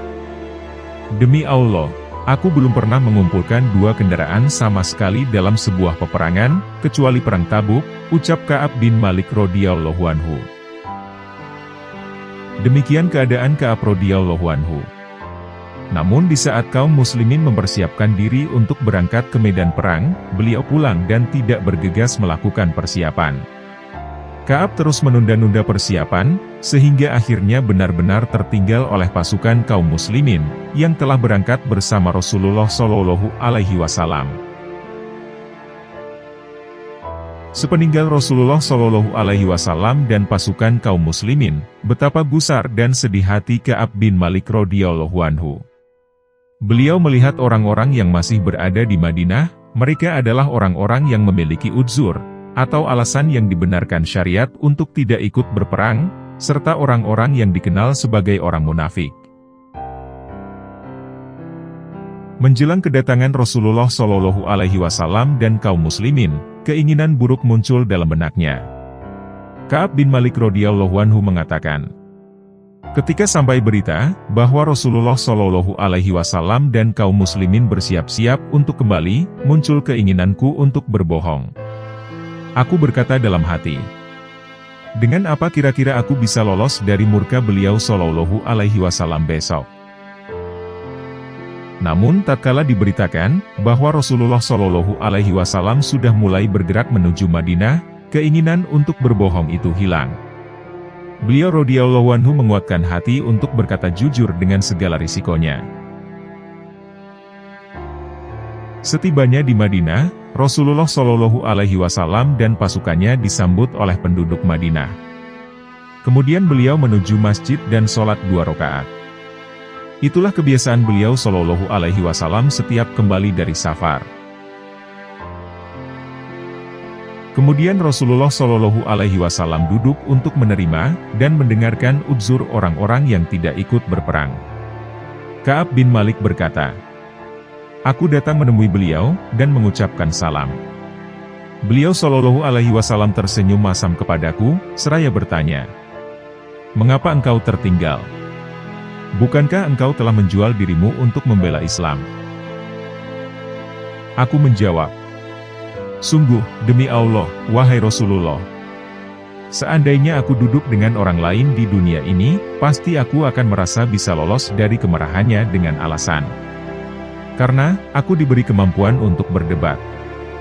Akan tetapi, demi Allah, aku tahu, seandainya aku berbicara kepada Anda hari ini dengan satu kebohongan, yang bisa membuat Anda meridhoiku, pastilah Allah Azza wa Jalla akan membuat Anda marah kepadaku.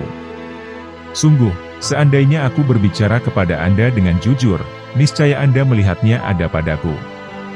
Aku betul-betul berharap ampunan dari Allah Azza wa Jalla dalam masalah ini.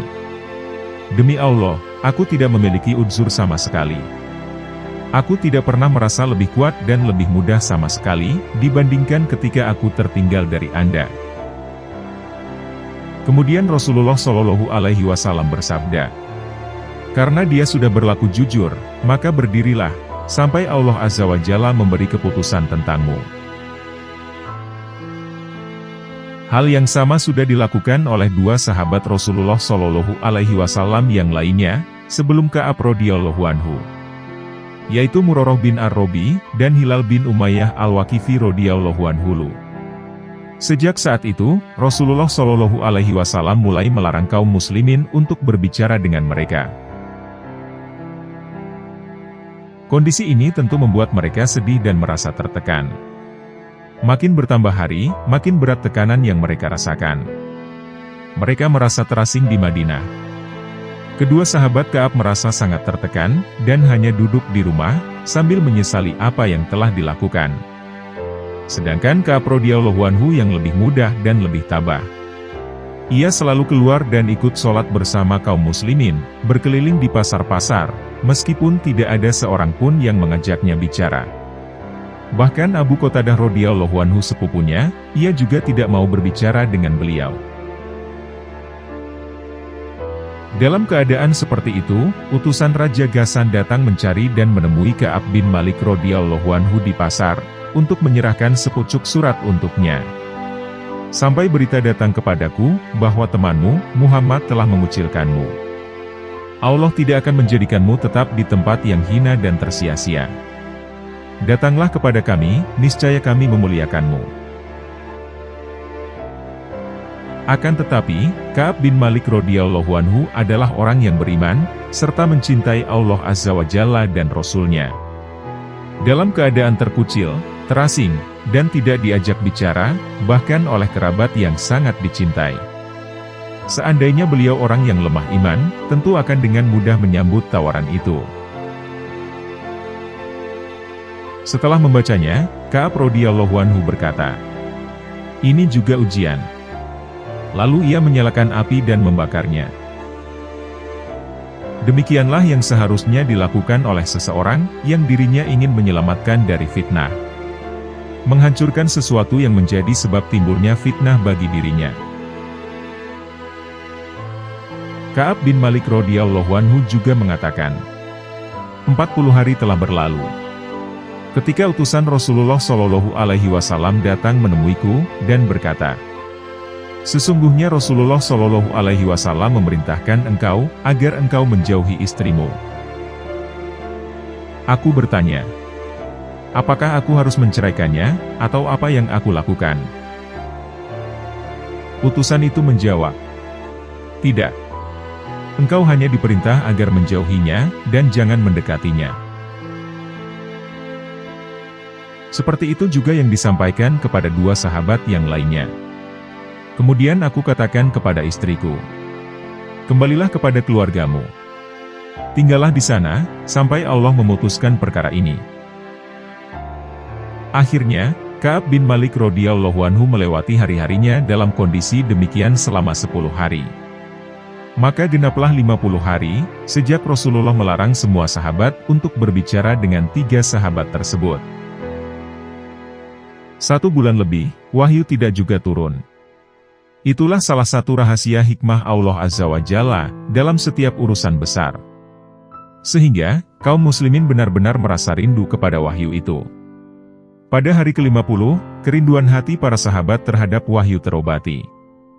Luapan kegembiraan terlihat jelas dari ucapan dan perbuatan mereka. Ka'ab radhiyallahu anhu kemudian menceritakan peristiwa mengharukan itu. Beliau radhiyallahu anhu berkata, "Seusai sholat subuh di hari terakhir ke-50, ketika aku sedang berada di atas rumah, persis seperti diterangkan Allah Subhanahu wa Ta'ala. Jiwa terasa sesak, dan bumi pun terasa sempit, padahal dia begitu luasnya. Aku mendengar suara teriakan di atas bukit Cadas, dia berteriak sekeras-kerasnya. Wahai Ka'ab bin Malik, bergembiralah." Mendengar itu, aku pun sujud. Aku tahu, telah datang sebuah kelapangan, dan Rasulullah telah memberitahukan, bahwa Allah Azza wa Jalla menerima tobat kami. Kaum muslimin berduyun-duyun, untuk memberi ucapan selamat kepadaku dan 2 sahabat itu. Ada yang datang dengan berkuda, ada pula dari Bani Aslam yang berjalan cepat ke arah saya, dengan mendaki gunung. Namun, suara lebih cepat daripada kuda. Setelah pemilik suara itu datang, aku melepas baju, dan memberikannya kepada orang itu, sebagai hadiah atas berita gembira tersebut.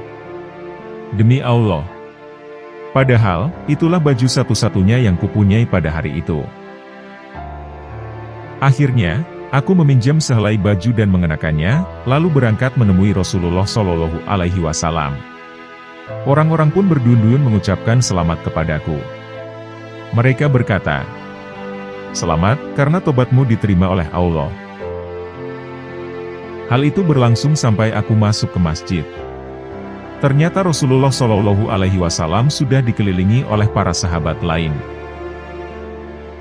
Tiba-tiba Tolhah bin Ubaidillah radhiyallahu anhu berlari-lari kecil, menyambutku, dan menyalamiku, sembari mengucapkan selamat. Demi Allah, tidak ada satupun muhajirin yang berdiri selain dia. Aku tidak bisa melupakan hal ini dari Tolhah radhiyallahu anhu. Demikianlah keadaan mereka, yaitu orang-orang yang mencintai untuk saudaranya, apa yang dicintainya untuk dirinya. Mereka tidak iri atau dengki atas kelebihan yang Allah Subhanahu wa Ta'ala limpahkan kepada saudara mereka yang berupa turunnya wahyu agung, yang menerangkan tobat mereka diterima. Bahkan, mereka mengucapkan selamat sampai Ka'ab radhiyallahu anhu masuk ke masjid. Ka'ab bin Malik radhiyallahu anhu berkata, "Setelah aku mengucapkan salam kepada Rasulullah Shallallahu Alaihi Wasallam, beliau berkata dengan wajah berseri-seri, 'Bergembiralah dengan sebaik-baik hari yang telah engkau lewati, sejak engkau dilahirkan ibumu.'" Aku bertanya, "Wahai Rasulullah, apakah ini dari engkau, atau dari sisi Allah Subhanahu wa Ta'ala?" Beliau Shallallahu Alaihi Wasallam menjawab, "Dari sisi Allah." Dan kalau Rasulullah Shallallahu Alaihi Wasallam gembira, wajahnya akan nampak bersinar, laksana kepingan bulan purnama.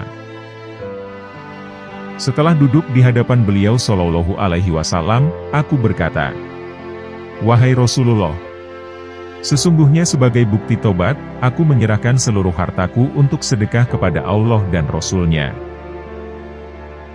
Rasulullah Shallallahu Alaihi Wasallam berkata, "Tahanlah sebagian hartamu. Itu lebih baik." Aku berkata, "Sesungguhnya aku menahan bagian yang aku peroleh dari Khaybar." Kemudian aku berkata lagi, "Wahai Rasulullah, sungguh Allah Azza wa Jalla telah menyelamatkan aku dengan wasilah kejujuran. Maka sebagai bentuk tobatku juga, aku tidak akan berbicara kecuali yang benar, selama aku masih hidup." Ka'ab radhiyallahu anhu juga berkata, "Demi Allah, aku tidak melihat ada seorang muslim pun, yang Allah Subhanahu wa Ta'ala beri ujian dalam hal kejujuran, sejak aku menyebutkan hal itu kepada Rasulullah Shallallahu Alaihi Wasallam, yang lebih baik daripada yang diberikan kepadaku." Belum pernah pula aku sengaja berdusta, sejak mengatakan hal itu kepada Rasulullah Shallallahu Alaihi Wasallam, sampai hari ini. Sungguh, aku berharap Allah Azza wa Jalla memeliharaku dalam sisa-sisa umurku. Allah Azza wa Jalla telah menurunkan wahyu kepada Rasulullah Shallallahu Alaihi Wasallam. Sesungguhnya Allah telah menerima taubat Nabi, orang-orang Muhajirin, dan orang-orang Ansor, yang mengikuti Nabi dalam masa kesulitan, setelah hati segolongan dari mereka hampir berpaling. Kemudian Allah menerima taubat mereka itu. Sesungguhnya Allah Maha Pengasih, lagi Maha Penyayang kepada mereka. Dan terhadap 3 orang yang ditangguhkan penerimaan taubat mereka. Hingga apabila bumi telah menjadi sempit bagi mereka, padahal bumi itu luas, dan jiwa mereka pun telah sempit pula terasa oleh mereka. Serta mereka telah mengetahui, bahwa tidak ada tempat lari dari siksa Allah, melainkan kepadanya saja. Kemudian Allah menerima taubat mereka, agar mereka tetap dalam taubatnya. Sesungguhnya Allah lah yang Maha Penerima Taubat, lagi Maha Penyayang. Wahai orang-orang yang beriman, bertakwalah kalian kepada Allah, dan hendaklah kamu bersama orang-orang yang benar. Quran Surat At-Taubah, ayat 117 hingga 119. Ka'ab radhiyallahu anhu juga berkata, "Demi Allah, Allah Azza wa Jalla tidak pernah memberi nikmat yang lebih besar bagi diriku, sesudah memberi saya hidayah kepada Islam, dibandingkan dengan nikmat kejujuran kepada Rasulullah Shallallahu Alaihi Wasallam. Aku tidak akan berdusta kepada beliau Shallallahu Alaihi Wasallam, yang akibatnya aku binasa. Sebagaimana binasanya mereka yang telah berdusta kepada Rasulullah Shallallahu Alaihi Wasallam."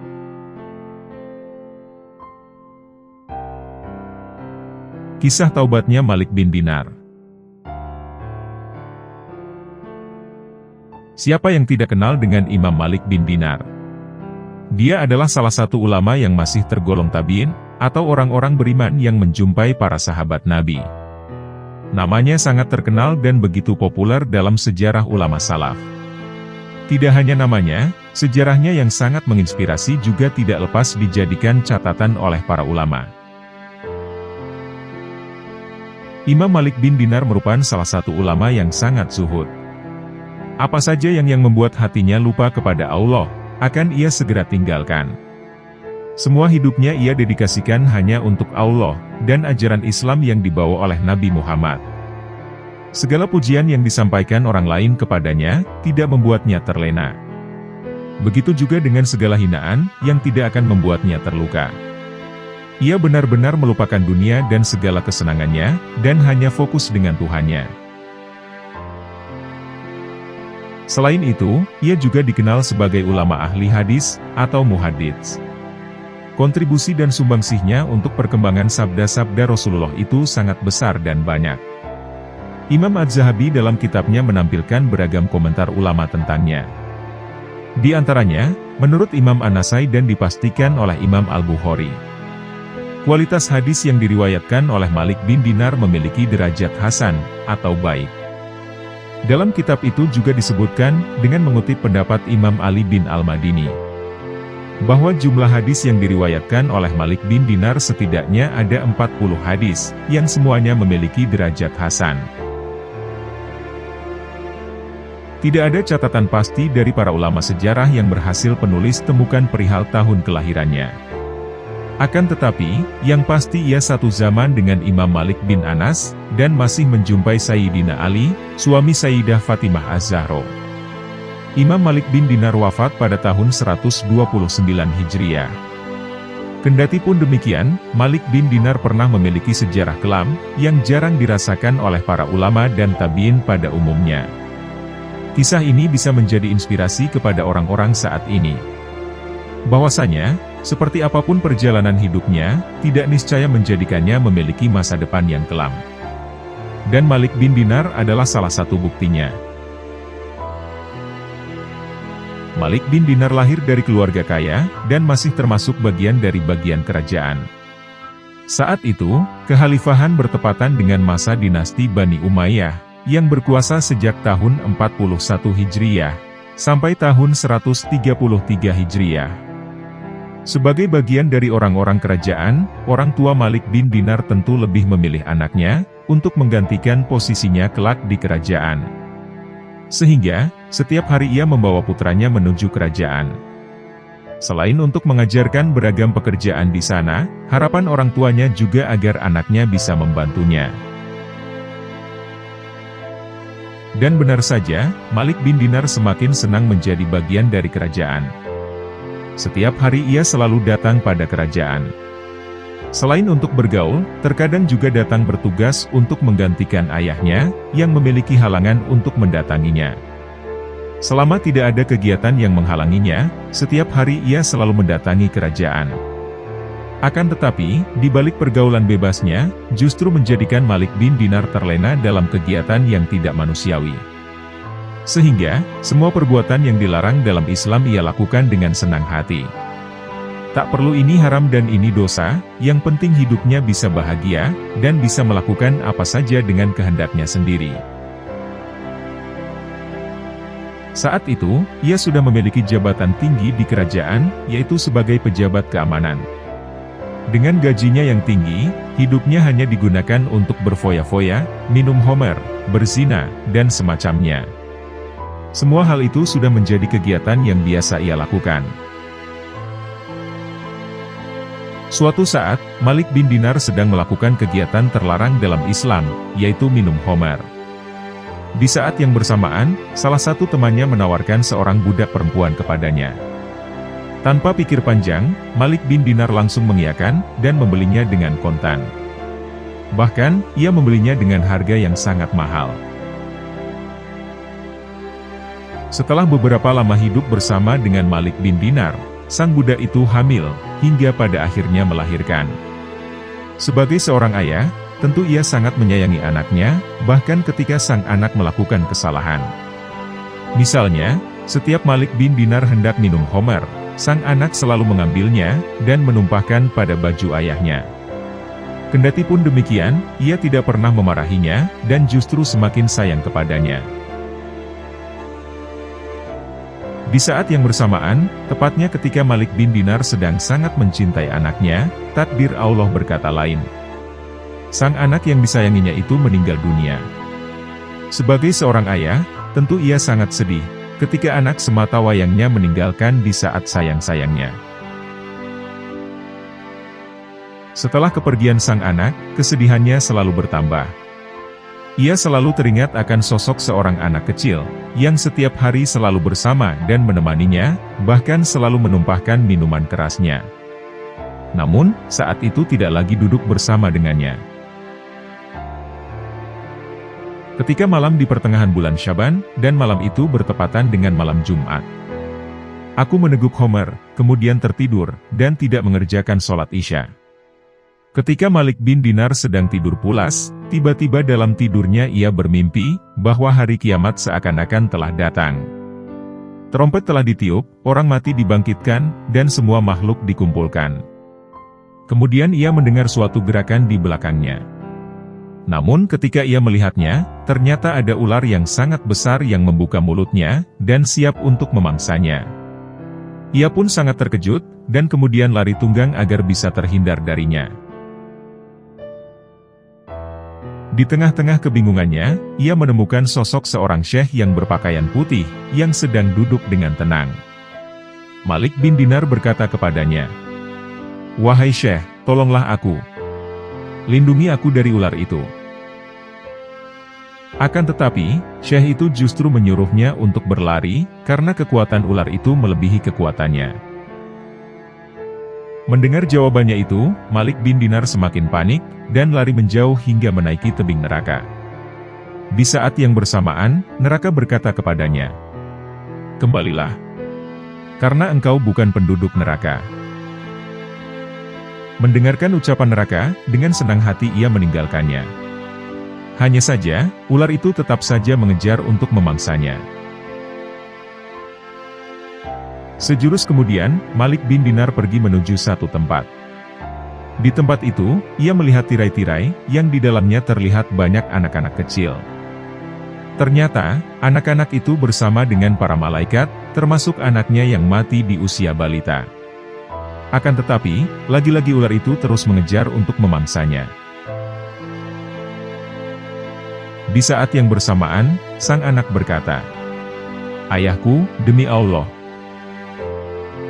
Kemudian ia melompat laksana anak panah, dan dia ulurkan tangan kirinya pada tangan kanan ayahnya, sembari menariknya. Dan ia juga mengulurkan tangan kanannya pada ular besar itu, namun seketika itu juga ular tersebut tiba-tiba menghilang. Setelah itu, sang anak mendudukkan ayahnya, kemudian berkata kepadanya dengan membacakan ayat Al-Quran. "Wahai ayahku, belum tibakah waktunya bagi orang-orang yang beriman, untuk secara husuk mengingat Allah, dan mematuhi kebenaran yang telah diwahyukan kepada mereka?" Quran Surat Al-Hadid, ayat 16. Malik bin Dinar menangis sejadi-jadinya, dan kemudian berkata kepada anaknya, "Wahai anakku, ceritakanlah kepadaku tentang ular besar itu, dan syekh yang berpakaian putih itu."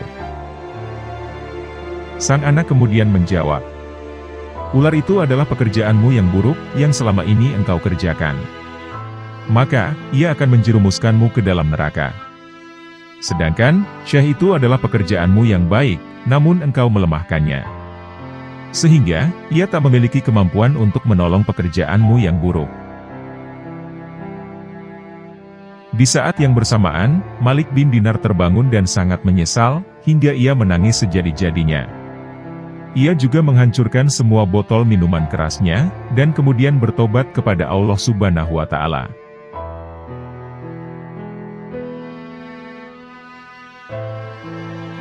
Demikianlah kisah-kisah tentang pertobatan manusia kepada Tuhannya, yakni Allah Subhanahu wa Ta'ala.